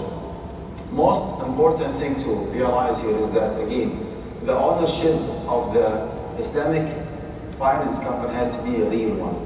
If the mortgage or the Islamic mortgage company is just like funding for the transaction or paying on your behalf, this actually does not make it a genuine diminishing musharaka. Musharaka means that everybody is an owner, and the ownership or the legal ownership has to be reflected, has to be shown in what? In the deed or the title. So they have to own the property. By the way, can they apply it here correctly in the US? Honestly, I doubt it, because the rules and the regulations here in the US, as you know, I mean, the mortgage industry is highly regulated, you know, business here in the US, in which banks, regular traditional banks, are prohibited from owning properties because it's not their job. I mean, their job is to finance, not to be in the business of buying and selling homes. And that's why I really doubt, you know, the soundness of the diminishing partnership that some so-called Islamic mortgage companies are applying here in the US. So those are the equity-based mode of finance. There is something else. I mean, the other category, that's the debt-based mode of finance. Now, instead of doing it traditionally, instead of approaching a bank and taking 100,000 and paying it back 120 for like a payment or a period of 5, 10, 12 years, whatever the time might be, there is another halal way to do it. There is an Islamic alternative, which is number one, bay'u al-murabaha. Al-murabaha is a very simple concept. I want to buy a house, okay, for $200,000. Obviously, I don't have, you know, enough money to buy it. And instead of like financing it through a traditional mortgage company, I go to an Islamic mortgage company to finance the house through murabaha. Upon my request, upon my inquiry, the bank should buy the property for himself. Now, is this doable in the US? Again, I really doubt it. But this is, I mean, the ideal way of running the murabaha. That the bank, upon my request, as a client, as a customer, should buy the property and hold the title, okay, as an owner, not as a lien holder, as an owner. And then in a different transaction, the bank can sell that property or the house, you know, to me in a different transaction, independent transaction, obviously with a higher price for an installment or payment plan, you know, whatever we agree on. It's the same concept. We have to make sure that there is a genuine and real ownership before proceeding from transaction 1 to transaction 2. Transaction 1, the bank or the Islamic mortgage company has to own the property completely, has to become the exclusive owner, the legal owner of that property. And then a different transaction, they can resell it again with a higher price. This is the only way that they can make, you know, halal money out of financing homes. Someone might ask, what is the difference? If you just zoom out and look at the two different models, they are the same. I go to a traditional bank, Chase, for example. I pay $200,000. I'm sorry. I mean, they finance, they pay on my behalf $200,000, and they get it $250,000. If I go to XYZ Islamic mortgage company, they pay $200,000 and I pay it back $250,000. What is the difference? Well, the difference is there. The difference actually is the mukhatara, or the risk, or the liability that the Islamic mortgage company has no choice but to take it. In a certain period of time, in a certain moment, if you take just a snapshot of the flow of transactions, in a certain point, the bank or the mortgage company, the Islamic mortgage company, has to take the risk, okay, or has to have the property under its collateral. If something happened, like, you know, damage or you know, whatever the loss might be, it should be incurred completely, exclusively by whom? By the owner. And because the Islamic mortgage company has taken the liability and the collateral and the risk, thus they are entitled to take profit. It's not the case with the traditional financing way. The bank just provides the money, okay, risk-free transaction, gives you $200,000 or pays on your behalf $200,000 and give them back, you know, $250,000. There is no risk involved. Where did we get this restriction from? From the hadith of the Prophet ﷺ. Number one, لا تبع ما ليس عندك. Do not sell what you do not own. So you have to own first, and then you can sell. The other hadith, he said, al-kharaju bil-daman. Profit follows liability. If you want to make $50,000 out of those $200,000 that you're providing for me, that's fine. You can do it. However, you need to take the risk of owning the property. Practically speaking, on the ground, two things we need to consider when it comes to like Islamic finance here in the US. Number one, it's really hard to believe that banks or Islamic mortgage companies are allowed to buy properties for themselves unless they create what is called LLC or trust. That's a different story. And number two, there is no real risk, assuming that there is an ownership. Everything is covered by insurance. Everything is covered by insurance. So again, I mean, the ideal situation of running the murabaha does not exist, at least here in the US, something just for our information. So the first alternative is called the murabaha, and the other one is called the ijara. Ijara, instead of buying and selling, the Islamic mortgage company has to buy the property. This is uncompromisable principle when it comes to ijara and mudaraba. At a certain point, the bank has to be the owner of the property. It has to be like a short period of time when it comes to murabaha, because the bank buys and then sells immediately. Sometimes in the same closing, they buy until they make sure that they are the owner, and then a different transaction, they resell the property with higher price, which is up to a certain limit. I mean, okay, it could be overlooked. But when it comes to ijara, we have to make sure that the bank keeps the ownership of that house, throughout the whole agreement. If it is 10, 15, 20 years, it does not make any difference. The bank has to be the owner of that property, because the bank is playing the role of whom? Of the landlord or the lessor, the one who is leasing, or renting his property to you. So when it comes to ijara, two steps. Number one, the bank has to buy, and number two, you sign an agreement with the bank to rent the property. So you are the lessee, and the bank will become the lessor. Okay. Toward the end of the agreement, based on what you already agreed upon, the bank would release the ownership or give you the title for free or for $1 or as a gift or whatever the agreement might be. This is what we mean by ijara. Sometimes they call it diminishing ijara. Sometimes they call it lease to purchase. It doesn't make any difference. Okay. But the most important thing is the spirit or the actual contract. I mean, what is the nature of that contract? Whether you call it diminishing ijara or you call it lease to purchase, it does not make any difference. As there is a well-known fiqh maxim that we need to know here. It's العبرة في العقود للمقاصد والمعاني لا للألفاظ والمباني. What counted, what is important, okay, what matters in transaction is the reality and the nature of the agreement, not the names or the titles of the agreement. So if you play with the names, this will not change the reality or the actuality of the contract. As long as the spirit of the ijara is there, the rules of the ijara are implemented, then the transaction is a correct one, even if the name is changed or even if the name is different. So this is the ijara one. And the last one is called the istisna. Istisna is the manufacturing sale. What if you do not want to buy like ready home? You want to build your own home. That is, here where is the manufacturing sale or the istisna fits. And actually, it does exist here in the US in a way or another. When you sign a contract with a construction company, they buy the materials, they do the work for you, and they just give you the house ready to go, as they say. This is the actual istisna.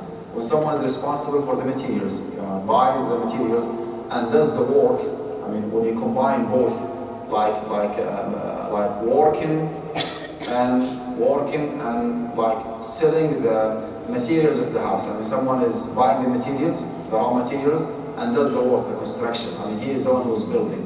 So starting from scratch and submitting the house to you ready to go is what is called al-istisna. Someone is manufacturing for you. Someone is doing whatever you want him to do. He buys the materials, he does the work for you, and just give you the key ready to go. That's called al-istisna. Now, for the soundness of al-istisna, we have to make sure again that that the contractor is the one who is buying the materials, and the materials should be under his collateral throughout the whole, the whole transaction. And he is the same one who is doing the job, like building the house. If those two different components are fulfilled successfully, then this is the istisna. You can make an agreement with him to buy the house as long as it is well defined and agreed upon from the beginning with all the specification and the particularities that you are looking for. If there is an agreement that you will be buying that house for such and such amount, that will be fine. Whether you know how much profit he is making or if you do not know, it does not make any difference. This is called al-istisna. By the way, if you want to go with the istisna here in the US in the traditional way, is it acceptable or not? Just for our information. I mean, if you sign a contract with a construction company, in most cases, those construction companies, they have their own mortgage branch from within the same company. So they ask you to sign like a sale contract, which is fine. But the problem here, actually, the glitch here is that they ask you to sign a loan contract. Is that correct? You need to borrow from the contractor himself. You need to borrow from the contractor himself to proceed with the transaction. Someone might ask, well, why? Why they ask you to sign a loan contract? Because this is the way that they run their business. They sell the contract to Freddie Mac or Fannie Mae, just cash or liquidate the contract, get their money back, and just proceed with different transactions. That's why you cannot proceed without signing a loan contract. And the question here, if the contractor is the lender himself,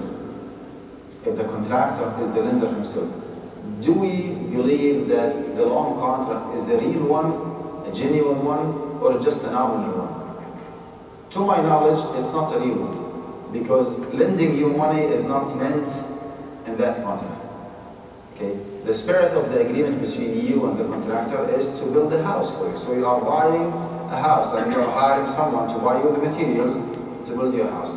But to be in a compliance with the rules and the regulations of this business in the US, he has no choice but to involve or indulge a loan contract along with the sale one.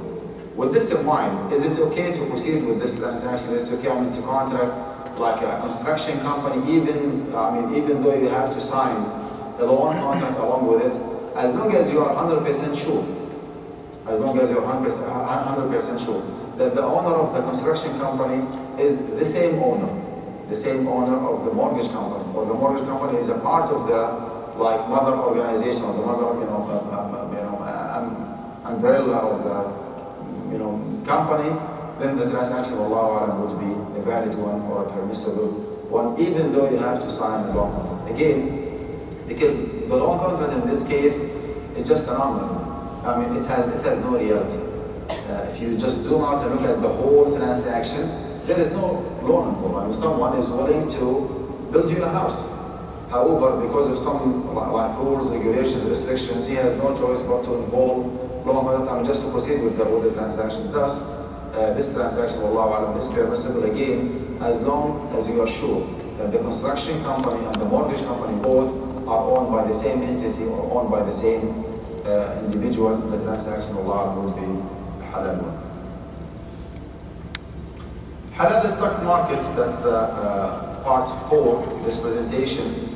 Different options for investors. I think we already touched on this point yesterday briefly. We said that you cannot go with bonds. Remember that? You cannot go with derivatives. You have to limit yourself with the stocks. Now we're going to inshallah just zoom in more on this point. What are the different options we have? What are the options that we do not have, or what do you have to avoid? Let's get some education. What's going on in the stock market? There is a security or instrument, financial instrument called CDO, or the collateralized debt obligation. This is not an option for you. If you recall, we said yesterday that when you hold the stock, you have to make sure that it's a real stock. It reflects a genuine and actual and the sound ownership of an entity that has either commodity to sell or service to provide. So you have to be an owner. You have to be a part of the ownership of that entity or that company. Otherwise, you cannot. Holding any security or financial instrument in the market is not an option for you. If this is the standard, and obviously, the company's core business has to be a halal one. It goes without saying. If this is the case or this is the standard, how about the collateralized debt obligation? Does it reflect a genuine and actual ownership? When you hold this financial instrument, what does it mean? Look at this. Financial products or a type of structured asset-backed securities whose value and payment are derived from a portfolio of a fixed income generated from underlying assets. In other words, when you hold a CDO, it means that the value of that CDO is based on the actual profit or loss, okay, that this CDO or this financial instrument is connected with. You see? So if there is a profit, or there is a loss, the market value of that financial instrument, the CDO, will be changed accordingly. However, the document that you hold, or the instrument, the financial instrument itself, is not or does not reflect an actual ownership of that company. So just a kind of connection, not more than that. See, it's a kind of, I would say, a kind of gambling. Okay? You hold just an instrument and you keep waiting. If there is a loss there, you will be gaining profit, and vice versa. If there is a profit, you will be losing. Again, you are not an owner. It's just as it is called, collateralized debt obligation. So since it does not reflect any service, does not reflect any commodity or goods or something to sell or merchandise, it could not be owned. Portfolio of fixed income generated from underlying assets, commodities, stocks, residential mortgage, or whatever. So this is not an option. You have to avoid it when it comes to stock market. You cannot deal with CDOs to start with. You cannot deal with bonds. Sometimes they call it T-bills. Sometimes they call it. It has different names and different maturities.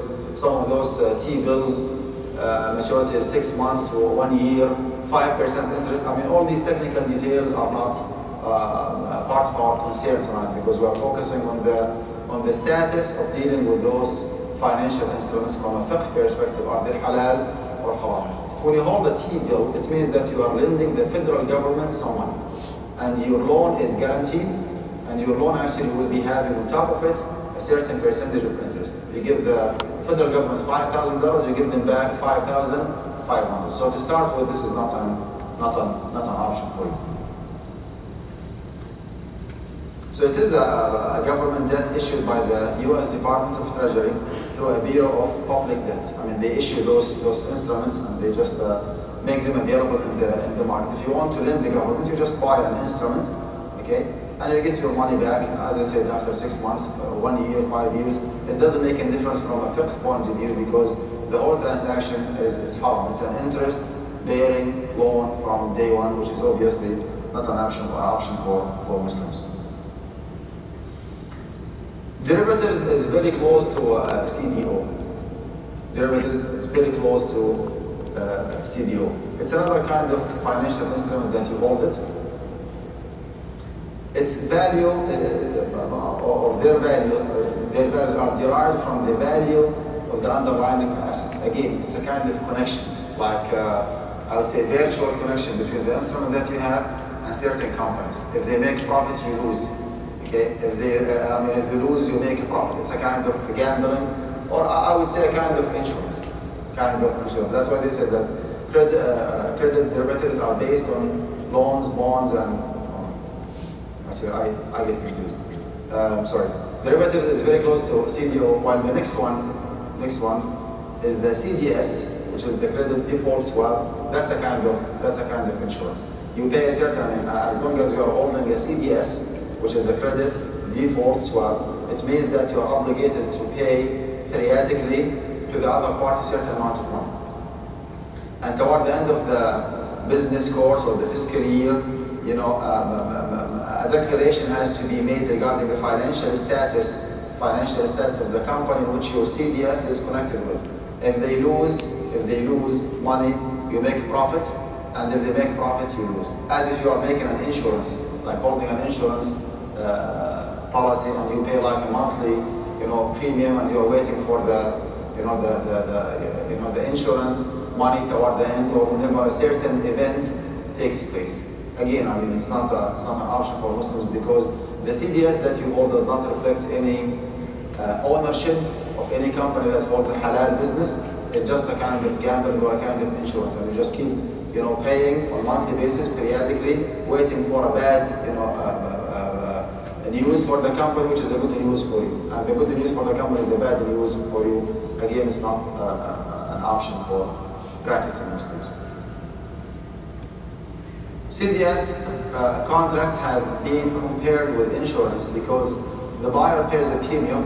I mean, practically speaking, it's like insurance. And you keep paying, like the insurance that you have, you keep paying on a monthly basis the premium, and in return receives a sum of money if one of the specific events occur, which is the profit or the loss of the company that your CDS is connected with. Leverage financial reserve is another restricted area for practicing Muslims. Those who take this business as an option for them, you approach the commissioner or the brokerage company, and you deposit an actual real $1,000, for example. And based on the deposit that you make, this is an actual money. They give you like a line of credit, I would say 99% more than the actual money that you already deposited. So if you want to have a line of credit of 100,000, for example, the only thing you need to do is to put or to deposit an actual and real $1,000. You will be getting a line of credit 100,000, and that's an actual and real line of credit. However, you cannot conduct the business by yourself. You have to authorize or allow or ask the broker to act on your behalf. You cannot do it yourself. So the broker that you deposit the 1,000 with him will keep transacting, buying and selling, and speculating in the stock market. If there's an actual profit, that's yours.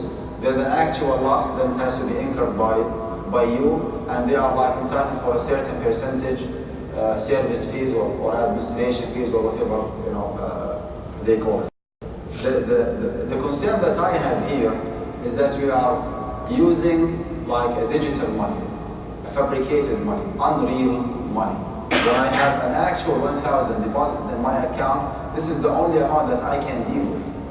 This is the only amount, again, from a fiqh perspective. I have 1,000, I can trade, buy and sell, and invest in the actual 1,000 that I have. But to give me $100,000 line of credit, it means that you are dealing with the non-existent money or just digital money, which is obviously haram Islam. By the way, the existence of this kind of business in the stock market, the leverage fractional reserve, and the CDS and the CDO that I already explained, are one of the main reasons behind the financial crisis that took place in the US here back in 2008, 2009.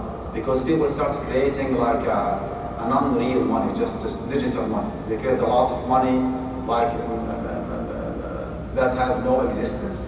Okay, they are not backed up with any service or with any commodity, and that's why the financial crisis started taking place. Some of the stocks that belong to haram business, although they are stock, when you own a stock, it means that you're an owner. But the problem here is different. The problem here is that you own a stock that belongs to haram business. If we have, for example, companies who conduct prohibited business, like obscene business or alcoholic or tobacco or gambling or whatever the haram might be, then this is not an option for you as well. Also, stocks with high debts. I think one of the brothers here asked me yesterday, where is he? He's not there. Stocks with high debts versus assets. Like if the company is still under construction, okay, the capital of that company is $1 million, for example, and the actual asset that they have in the ground, okay, like buildings, properties, equipment, devices, whatever commodities, are only 100,000, while the rest, of the amount is still debts. Like people are still contributing and paying money. Well, you cannot trade in the market. You cannot trade. You cannot buy or sell this stock in the market because it reflects money more than assets. You cannot sell a stock of $100 for 120 because this is money. It's still cash money. It reflects actual money. It does not reflect, assets, and that's why if there is a lot of debts versus assets, then that's another restriction. Or with higher percentage of riba or any other haram activities involved, that's another like restricted, area that you need to stay away from. Going with the minimum percentage of haram involved in the stocks is okay. This is the, I think this is your question yourself, right? If you have, for example, two options, a stock that you know for sure, okay, you did your own research, you did your own homework, and found out that this stock has 20% haram, and there is another one has only 5%. Well, obviously you cannot deal with the 20% because the halal one or the risk prohibited one is available. فاتقوا الله ما استطعتم. Even actually when it comes to like medical supplies and automotive and chemicals and transportation and education, the haram is there. Wherever you go, the haram is there. SubhanAllah, the reality that you are experiencing here reminds me with the hadith of the Prophet ﷺ, يأتي على الناس زمان, time will come. من لم يأكل الربا أصابه من الوبال. If someone is not actually involved in riba, he will be contaminated with riba and awareness. And subhanAllah, this is the reality. Even if you hold a pure, stock belongs to a halal business, to the best of your knowledge, there is a certain percentage of haram or something which is something unavoidable. So it could be overlooked again, as long as the actual business of that company is halal, and you limit yourself to the minimum percentage of haram involved, whether it is from riba or from debt or whatever the reason behind its prohibition. Just keep yourself to the minimum haram percentage involved in those stocks. Another thing, any security or financial instrument that guarantees profit is not allowed. Even if you hold the stock, sometimes your profit is guaranteed, and this is not an option. When you contribute money and you know for sure that your money will be returned back, plus an extra money, this is the actual nature of what? Of an interest-bearing loan. As if you are like lending your money to someone and he has by law to pay you back the money plus interest. Even if they call it stock, it's not a stock anymore, it's an interest-bearing loan.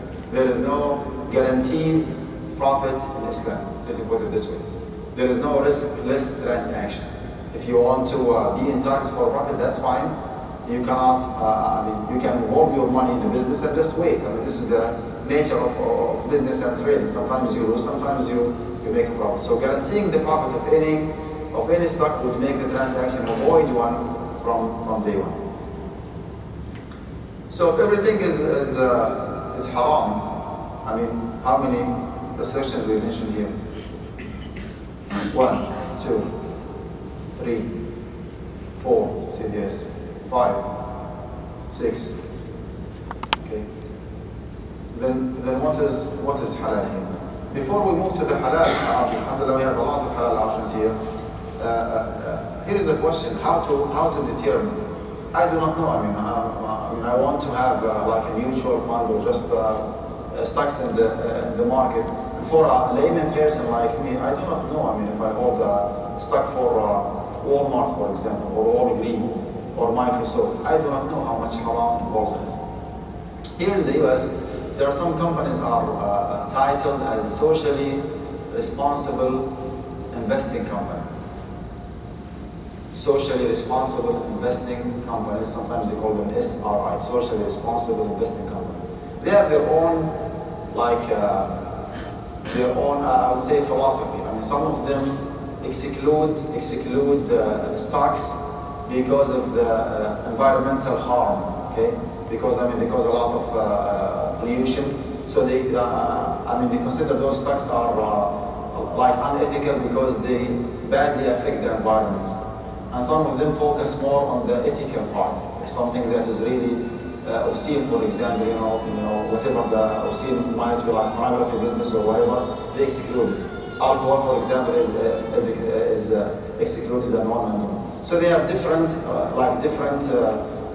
ways of classifying based on the vision that they have, based on the philosophy that they believe in. But at the end of the day, they are way distinct from the traditional, mutual fund companies. That's why they are labeled or called as socially responsible investing. You see here, some avoid businesses involved in alcohol, tobacco, gambling, pornography, weapons, and or military. You can seek the help of those companies. Alhamdulillah, we have some of them exclusively owned by Muslims, like a Zat fund, for example. That's a mutual mutual fund company. To the best of my knowledge, that fund is, I would say, like more conservative when it comes to running business. I mean, the person in charge, I know him in person, sometimes even he calls me and asks fiqh questions. He's a student of knowledge. So that fund is an option. Another one is called Amana Fund, and the third one, the Islamic guidelines. Apparently, they do their best to adhere to the restrictions that we already mentioned. The best amongst them, again, to my knowledge, is the Istat Fund. Istat is way more conservative than Amana Fund. Amana Fund is better than Islamic Dow Jones, Wallahu a'lam. So if everything is haram, then what's halal? Alhamdulillah, we have a lot of halal options. If you want to invest, if you want to hold the stocks with the following areas of business, like for example, air transport, auto parts, automated, chemicals, electronics, the other one, drugs, electrical equipment,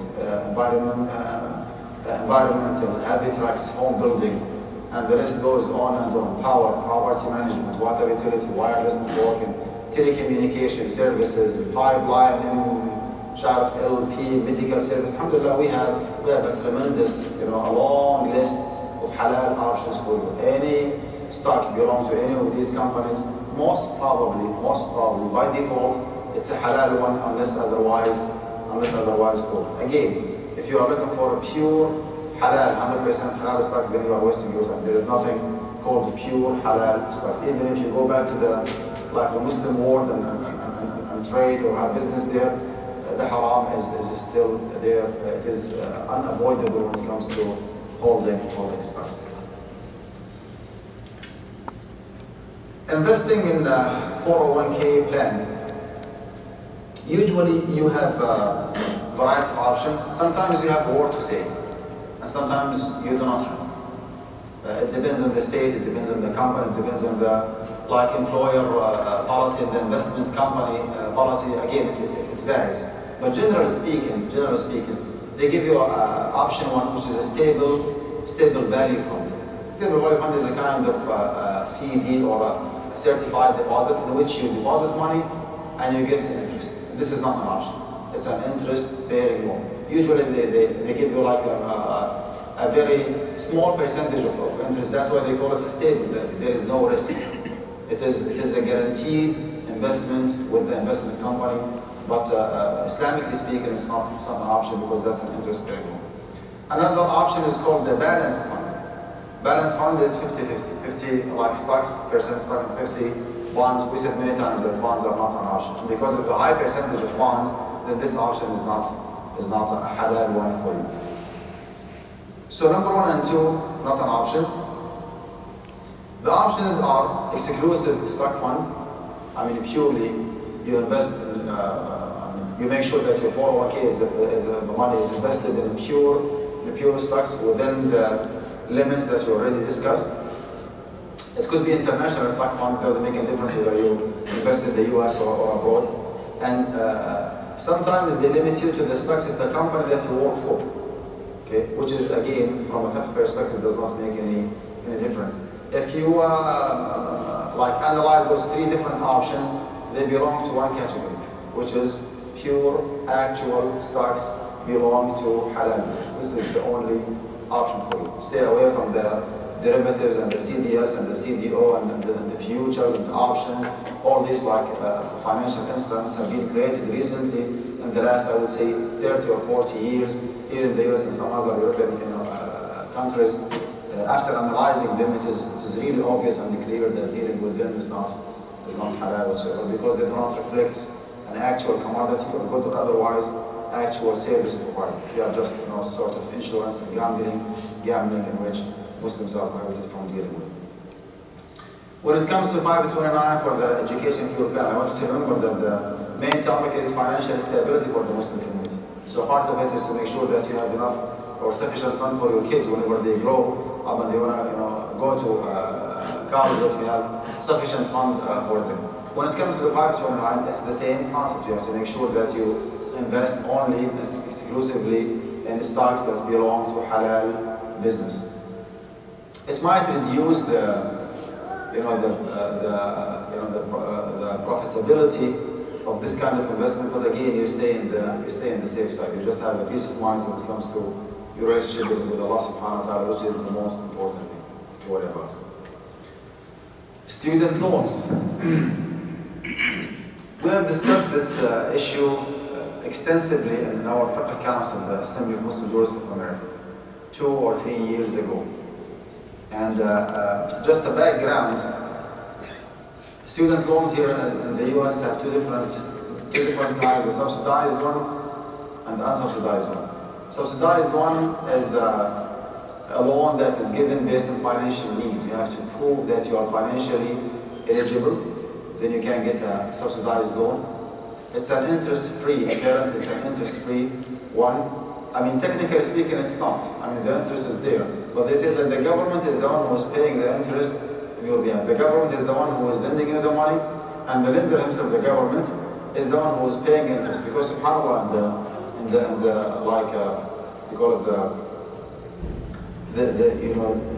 the capitalist economic way of thinking, there is nothing called interest-free loan. I mean, they have to indulge, involve interest. Whenever there is a loan, it has to have interest, and that's why they say, well, subsidized loan is an interest-bearing loan. However, the lender is the one who is paying the loan on behalf of the student.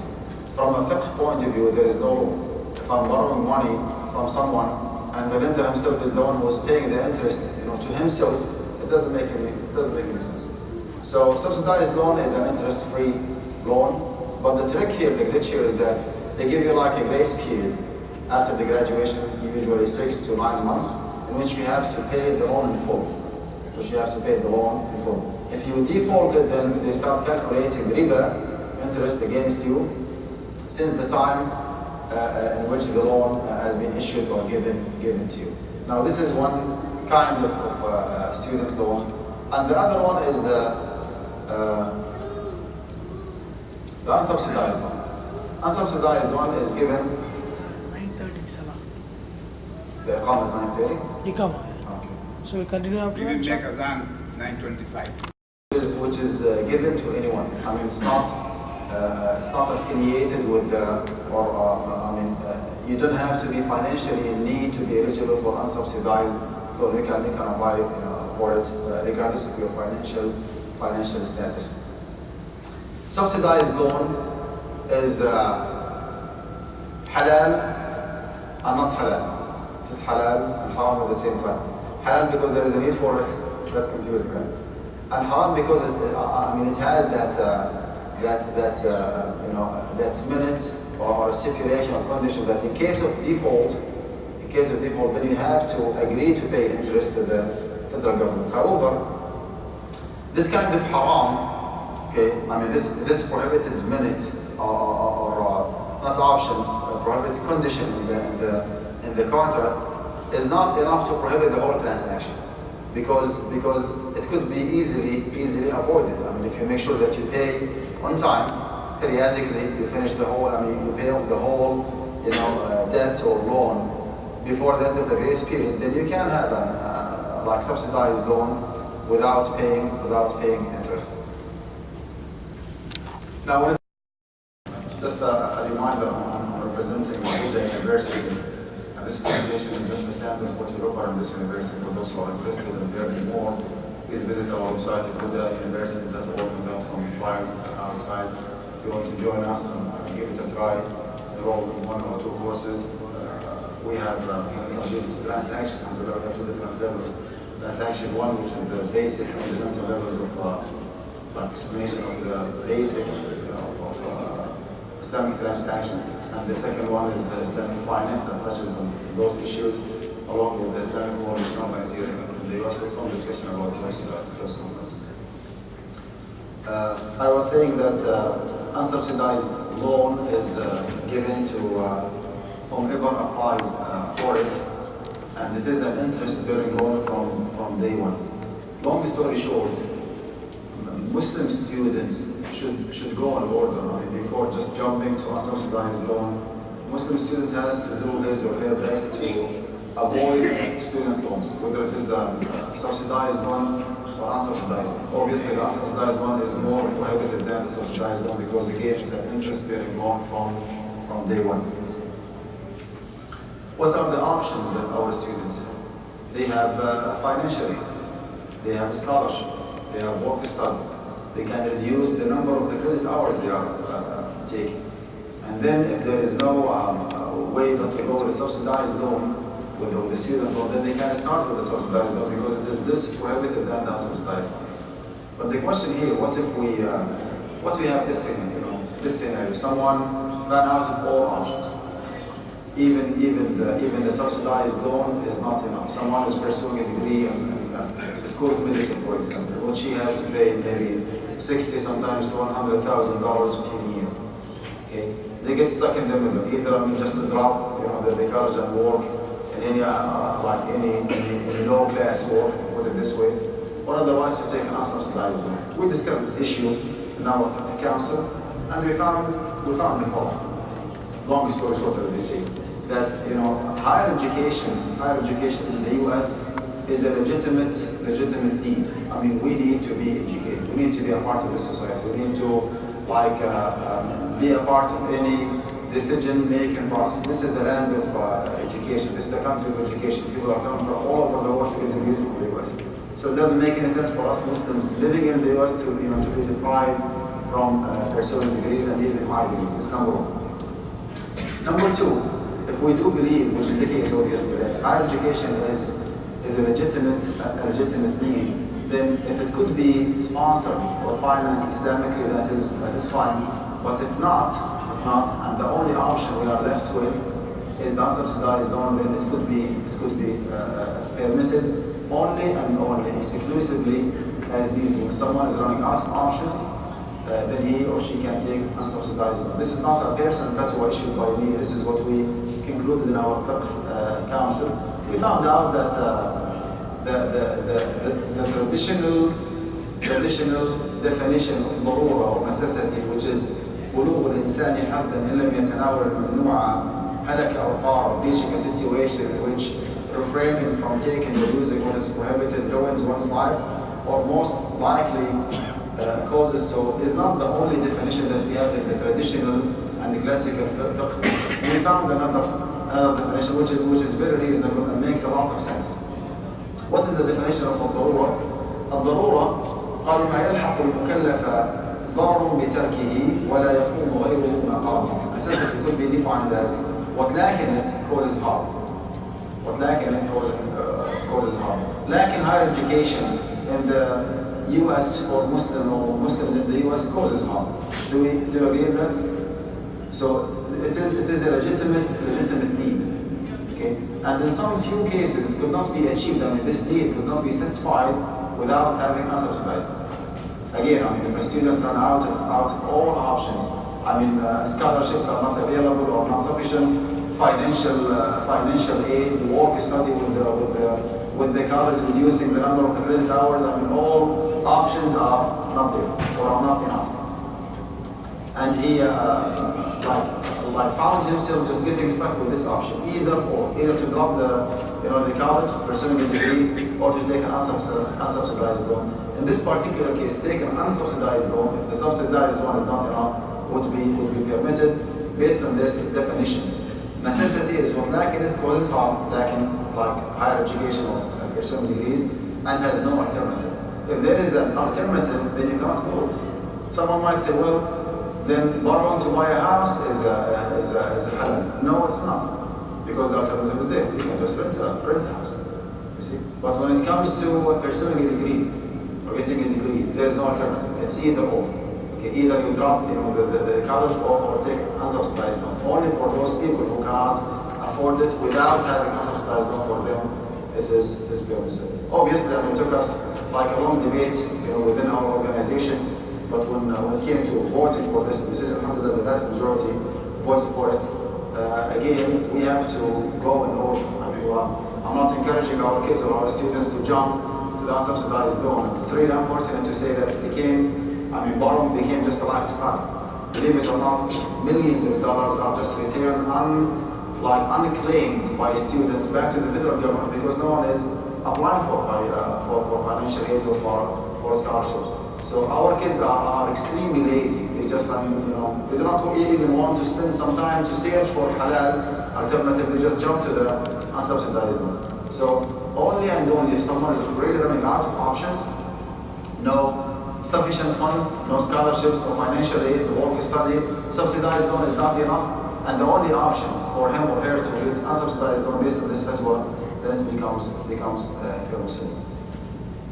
If you want to read more about this fatwa, its background, where we come, where are we coming from when we decided that unsubsidized loan is permissible as needed, go to our website Amja online and just type student loans. You will read our declaration. Life insurance, as far as financial stability is concerned, we have no choice but to discuss it. There is I would say, semi-unanimity to the contemporary scholars that every single kind, any kind of commercial insurance, as we already discussed yesterday, is by default prohibited. And when it comes to life insurance, it's more and more prohibited because the riba is really like explicit. I mean, you pay a certain amount of money and you get back way more than what you have paid. Generally speaking, the reason behind the prohibition of any commercial insurance is, number one, what's called al-gharar, or the uncertainty. Even when you hold, for example, liability insurance for your car, you pay the premium every month. You do not know what you will be getting in return. I mean, sometimes you keep paying the premium for years and years, alhamdulillah, you find yourself, not in need for any compensation or insurance money because you did not get involved in any car accident, which is fine, alhamdulillah. But from a fiqh perspective in Islam, whenever you get involved in any transaction, you pay something, you need to know in advance what will be the return. And the Prophet ﷺ prohibited the Muslim from getting involved in any transaction in which there is a gharar. Gharar is an uncertainty. When I go to the Walmart and pay $50, I know that I will be getting like a silver. When I go to the restaurant and pay $15 or $20, I know that I will be getting a meal. But when I pay to the insurance company premium every month, $500, I do not know for sure whether or not I will be compensated. I might need their service, I might not. So this kind of gharar is more than sufficient to just ruin the whole transaction and make it haram from day one. This is number one. And number two is al-jahala, which is the ambiguity. Even if I know for sure, just hypothetically say that I know that I will be in need for the service or the compensation of the insurance company, I do not know in advance how much I will be compensated. I might get involved in a car accident that needs only $500, and sometimes it might need maybe $5,000. I do not know. So al-jahala, or the ambiguity, is another reason to make the commercial insurance prohibited in Islam. And obviously, when it comes to life insurance, as I said, it has riba involved in it, in which you pay a certain amount of money and you get way more than what you have paid. However, there is an exception here, even when it comes to life insurance. If you get a life insurance as a part of the package that you get from your company or your employer, it could be overlooked, because there is a rule here: يغتفر في التابع ما لا يغتفر في غيره.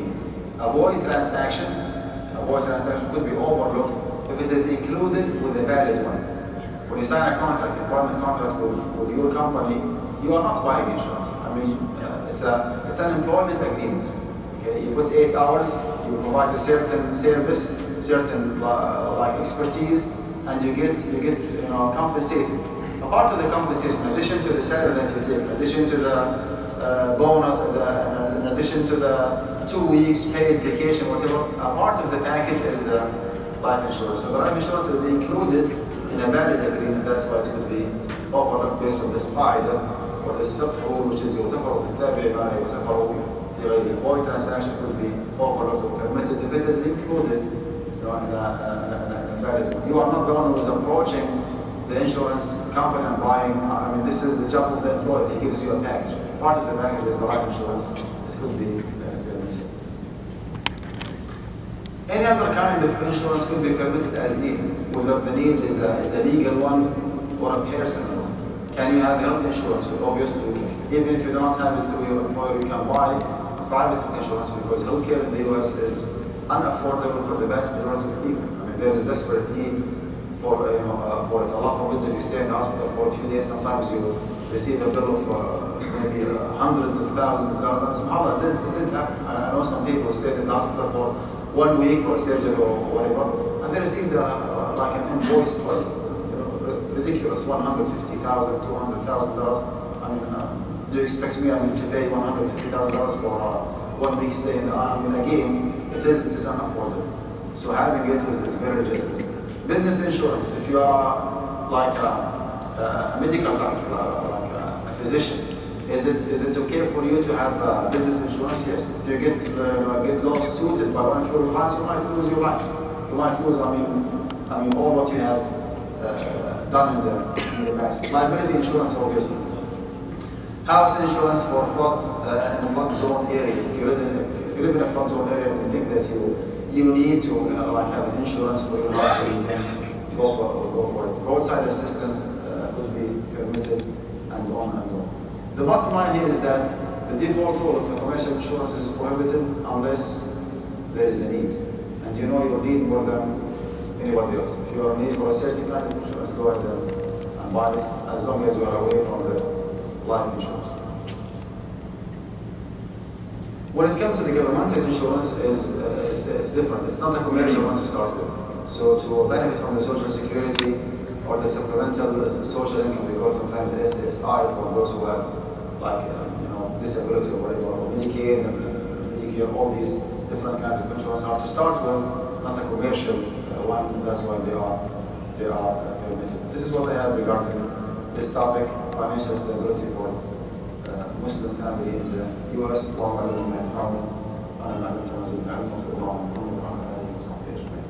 I'll give it maybe 10-15 minutes question and answer because I need to drive back to Houston, so the floor is yours.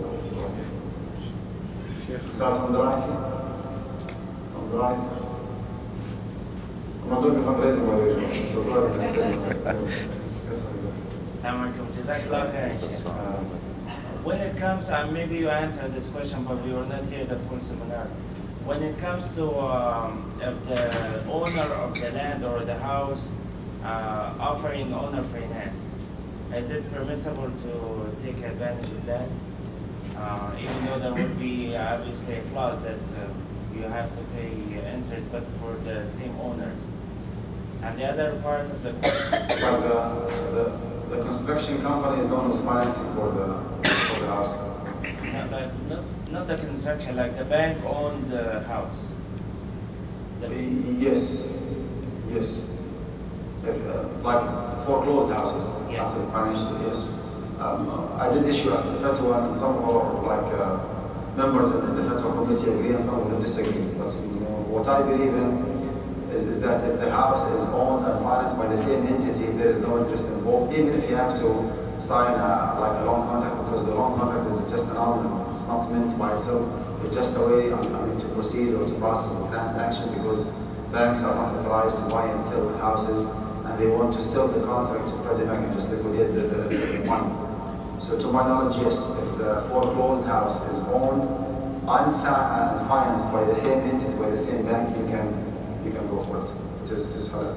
I think I know you all. We have this before. No. Just trying to remember. I was an imam in Arlington. I know you, brother, very well. Yeah. I have some familiar faces, and you too. You know, you're smiling, you're completely smiling. What have we met before, I think, by the way? We did that at several locations. No. But there's one part of the question. Sure. Don't mind. For now, several Muslim investors who are buying land, especially around Islamic Center, and then they selling it prior to actually paying for it in full. And it is the only way for them to avoid getting an interest loan from the bank, as to pre-sell like the lots, for example. And there are several projects like this. Is there any room regarding the hadith the Prophet ﷺ said you cannot sell what you don't own? Would that apply to this type of projects, with actually spreading very fast in our community? You said the investors are selling like lots around the masjid. Yes. Okay. Are they the owners of those lots or not? They didn't own them yet because they don't have the money to pay like $2 or $3 million. So they only paid the earnest money to hold the land. And then they pre-sell the lot before they pay for the land itself. So who gave them the authority to sell that certain lot if they don't own it? Who gave them the authority? How can they sell like a piece of land or a lot if they don't own it? Who's the legal owner here? The land are only under contract, under their name. They made an offer for the seller, and the seller agreed. They have 6 months to pay the money. So during those 6 months, they go out and start marketing and they sell the lots. Prior to I even... think I get your question.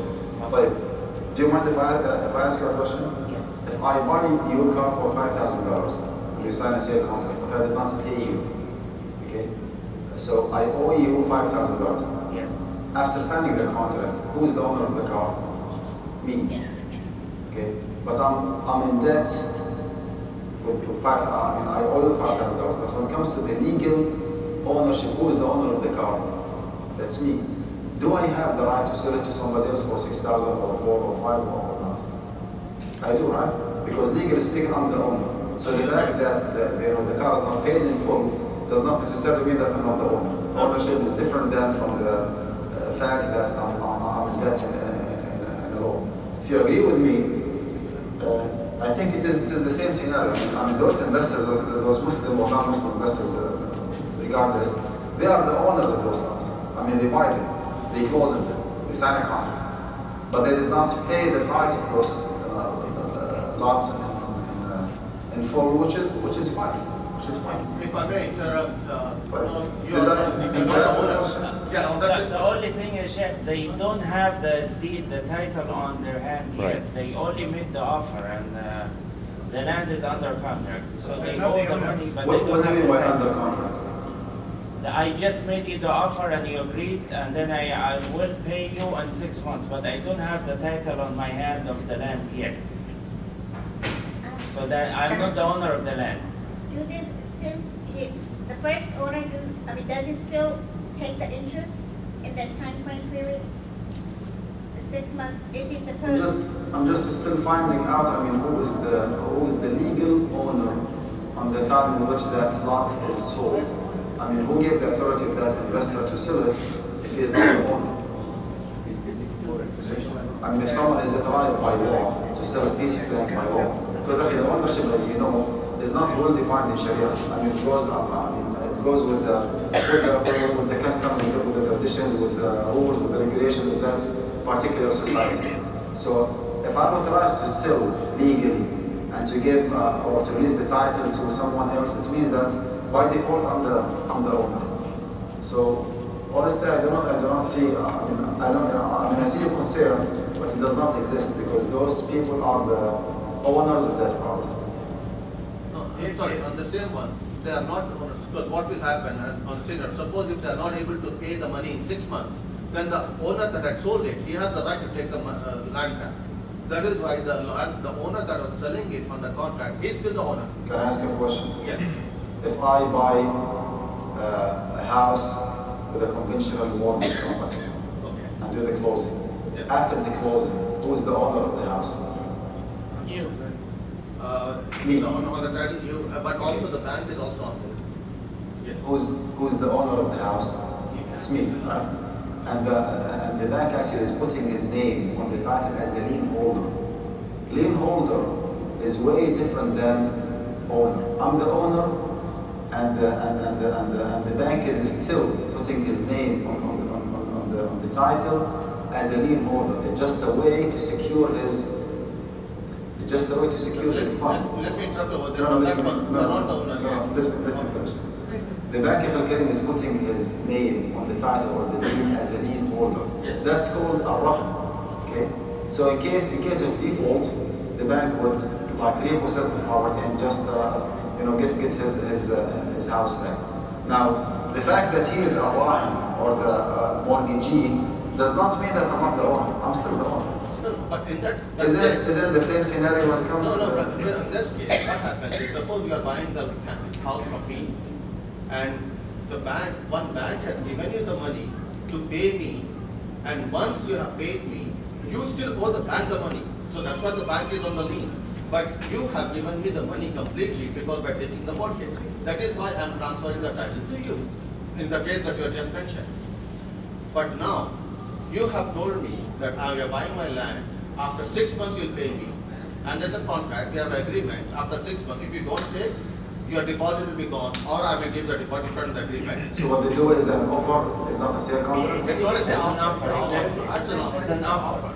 It's an offer with the earnest money. Suppose you put like $20,000 and you say, I'm going to buy this land for $3 million, but you go hard commercialize. How comes that the bank actually gives the authority of the potential buyer to sell Muslim it? community doing it. It's internally Muslim community, like these 4 or 5 investors, they come, like suppose they have some money, 100,000, they put this one, but they still don't have enough money. So they go with the Muslim community, the brothers, they say, okay, you pay what you call this land is going to cost $65,000, you pay $20,000, $30,000 now. So they got whatever the price of the money, so they collected themselves the investor money, and they sold this lot to this brother with this contract that you have to pay, so they got this like And I will take back my fatwa because I need to investigate more. I want to see documents. Yeah. What does offer mean and what does like closing mean? If there is a closing and the investor is the owner of the property, whether or not he paid, then he does have the right to proceed and sell it with high price. If it is only an offer and there is no closing, there is no legal ownership, even if he is allowed by law to sell it to somebody else, Islamically, he cannot because he is not the owner, and the Prophet ﷺ said that everybody is in. So please take note that I'm just, taking back my fatwa. There is no answer. I want to say that this happens every day, everywhere. Like if somebody's selling clothes at a bazaar, at a masjid, she may not purchase all the clothes. She may go to the owner, say, give me these clothes, I will sell it. Right now I own those clothes, I will sell it, and if I sell it, I'll pay back to you. So I still have not paid, so that is still legal because I have got those clothes in my possession. I still do not owe them because I have not paid that person, but I can sell the clothes because the owner has given me permission to sell the clothes. This happens every day. Somebody buys things on a wholesale.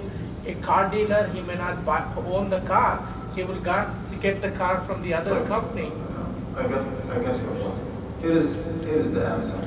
The one who sells to others. Okay. Number one could be. What are the Islamic or the halal options for someone to sell a commodity? Number one, either to be the owner, as we already discussed. And number two, either to be the wakil or the trustee or the representative of somebody else you are selling on his behalf. Or number three, either to be hired by someone, like work for someone to sell. Like if I'm working for car dealership, for example, business. It's not my car, but I'm authorized by my employer to sell on his behalf. So it's either, number one, owner, legal ownership, or to be representative, wakil, or number three, to be hired by someone. If none of those different scenarios exist, then the transaction is not valid. Now this is one thing.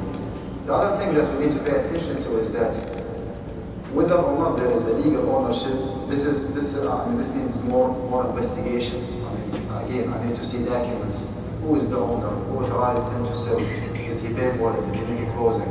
So implementing those rules and finding out whether or not they exist, that's an area of investigation that has nothing to do with the theory. This is the theoretical part of the answer. You have to be either the owner or the representative or hired by the owner. In case of those last in a certain particular case, is there any of these three options exist? That's different. That's a different story. I wish I answered your question. Yeah, I said in the case of the lot, if these things exist, then they can buy the lot. And by the way, I work for the Islamic bank and we do murabba transaction where we own the property first in our name and then we sell it to customers.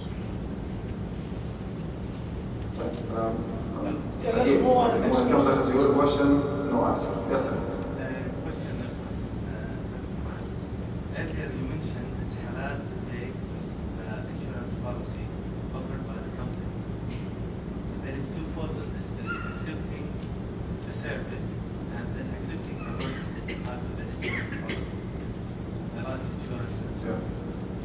accepting the insurance policy is halal, then consequently, eventually accepting the money is halal. Because the main purpose of having the insurance policy is to benefit from it as needed, so you can just take the money. رزق ساقه الله إليك. But you don't extend it, right? But they have same insurance policy. Suppose they will say you pay extra, then you get more insurance. So should you take the base one? Suppose they say, okay, yeah. I would say it is still permissible because it is included in the main agreement. The main agreement is employment contract.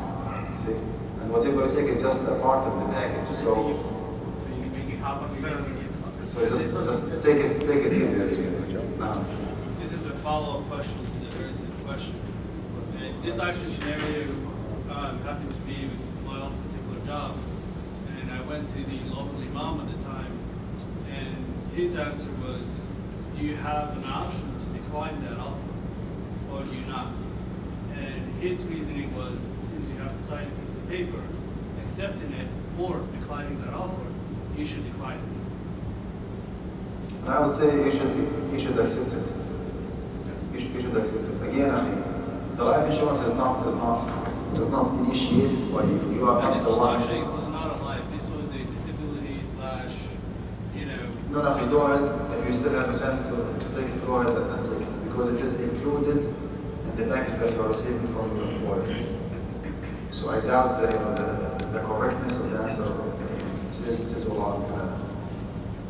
On the other hand, we need to be realistic and practical. We are not living back home, which you have parents and you have family members and everybody would stand to support you as needed. We live in a society in which Allah forbids, if you fall down, no one will pick you up, as they say. It's a very materialistic society. Allah forbids, if something happened to you, who's going to take care of your family? Allah subhanahu wa ta'ala will definitely Allah subhanahu wa ta'ala commission, but we need to take measures and means and to provide financial stability for our family. A part of it is to accept the life insurance that is included in the package, or any disability or any kind of insurance, as long as it is included in the package that you receive from the employer or Allah. If you are employed yourself, Muslim, can you offer the life insurance? If you own a business, you are a Muslim employer, should you offer the life insurance? Usually I take it hard on myself, easily. And I always keep myself, in the comfort zone. But what I apply in my life should not be a fatwa. This is my lifestyle. I stay as conservative as possible. But there's a difference between taqwa and fatwa. Taqwa is just to stay in the safe side. I might not allow, which is the case. I do not allow my kids to take student loans. I have alhamdulillah college students. I have two. Yeah, two so far. So I do not allow them to take student loans. It's not an option. Neither the subsidized nor the unsubsidized. But when someone asks me, can I take subsidized loan, I said yes. And if I realize that he is desperately in need and the subsidized loan is not enough, he asks me, can I take unsubsidized loan, interest-bearing loan for studying purposes? The answer is yes. But I prohibit my son and my daughter from taking. That's the difference between taqwa and yes, sure. Jazakallah khair. You touched upon murabaha and other options before, and there are many gatherings that I go to. I have purchased house through once through Divan Bank, and I know Amja okayed them, and there are some others. Not Amja, it was me, honestly. Just yourself? And this is an old fatwa. The old fatwa is now obligated, and we're still in the process. Is that right? Say that. But don't worry about it. Anyway, we had Divan people come to Raleigh, North Carolina. Sheikh Abul Yusr Muhammad Bayanuni also was involved, and this was permitted based on Amja's ruling or your ruling. Now, when I sit among people, they say, well, what is the difference? And I know that they make you use the same mortgage instrument that IRS has developed, that there is only one instrument, and it specifically, very explicitly mentions, you're taking loan and so on and so forth. Also, we know that they base their profit in murabaha on the going interest rate of the day, which fluctuates several times during the same day. they also turn around and they resell that instrument to others. And Allahu Alam, I am not sure if they meet the way they market their product, if they meet this condition that first they have to buy the house and then they turn around and sell it to you. So can you clarify some of those things based on what you know? The research that I did, the first one, based on it, I said that deal with the World Bank was done back in 2007.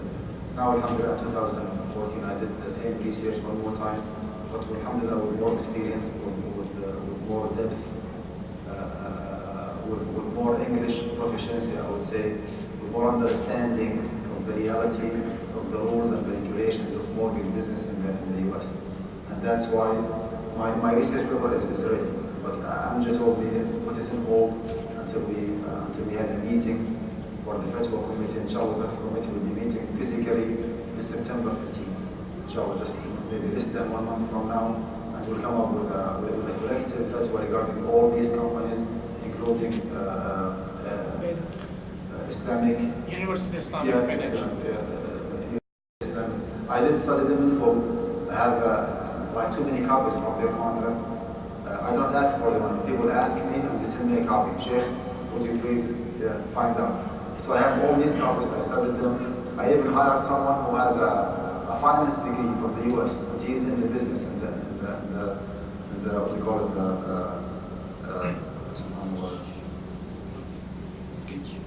not the mortgage. I mean, he's a CPA? Real estate, sorry. Real estate agent. So I hired them and we stayed together for hours and hours, tens of hours. We went through every single word, every single concept, every single statement in all these documents. And you can imagine when the document, is 85, 90 pages. We have written in full. So alhamdulillah, I can claim now that I understand exactly how the system works, and I did my own research and I came up with my own findings. I might be too conservative, that's why I don't want to say what is the result based on my knowledge. I'm going to just wait until Amja meet and declare a fatwa regarding all these companies. And I hope that you will include not just Divan but also La Riba, guidance, Islamic University Financial, Ijara loan, and the World Bank. All of them are included. And I have the research with me here, but it's not complete yet. Is there any plan to have a certification system?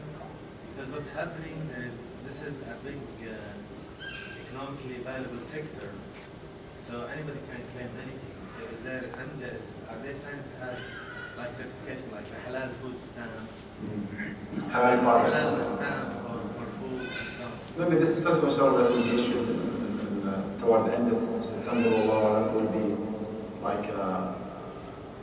one step toward certifying those banks and those instruments and those Islamic investment and mortgage companies. We are on the process. I have 4 hours driving to Houston, so if you One thing about the insurance, can I ask you one thing? if I do any car accident, so Can we give one question to each, please? The last 2 questions, Sean. So I saw that you said warranties permitted as needed. So the home warranties that we have, the yearly home warranties to cover up anything, any appliances that break or anything, is that on stay away from it. Stay away from it. So what house insurance is fine, but to have a warranty, to pay a certain amount of money, to have free maintenance, it doesn't even worth it. Keep the insurance for anything that is really significant that you desperately need. The health insurance is fine. Allah forbids them if you need to go to the hospital. It's going to be a disaster if you don't have health insurance. But when it comes to maintenance and fixing the car or fixing something, stay away from it. Yes, Going back to the first question, actually, what you Are answered. you videotaping and asking this? Multitasking comes with the job. You said that the owner, or those, let's say foreclosed property, right? The bank owns the property and they turn around and sell it. And you can buy that property, is that what you're saying? Even though you get a loan from the owner and you're paying interest to them? Yes, because the loan is a nominal one. It's not a real, it's not a genuine one. It is affiliated with the sale contract to proceed with the transaction. Because the bank wants to sell that contract Freddie Mac or pay and just liquidate it and get the money back. I mean, But you it's the way still, that they run their business. but the interest you pay, But you're isn't not that getting riba? an interest to buy that house, right? You're buying it cash. No, you get, that's what I'm saying, basically. You're getting a loan from the owner, which is the bank. It's not an actual loan. Just the paperwork you sign. You don't get money. You don't have the authority to use the money to buy something else. But you're It's a paying loan interest, right? Exclusively affiliated with the sale contract. That's why it is a nominal loan. Even though you pay interest, riba? It's not, basically it's not an interest because there is no loan. And from a legal perspective, yes, there's a sale contract and there's a loan. But from a fiqh perspective, to my knowledge, there is no loan. It's just a way, to facilitate the transaction. This is the way that they run their business. You see, they want cash money. They cannot wait 30 years until you pay them before. No, if you, let's say $200,000, the bank owns, they owe, or they have that 200,000, right, and you, exactly, and it's like, right, and you start paying installments on interest basically every month. That's fine. There is no loan contract to start with. So even if you pay interest, it's not an interest. Interesting, okay. As I said, all this information are included in some of the courses that we offer in the university. Go to our website, university.org, and take a look at this, please.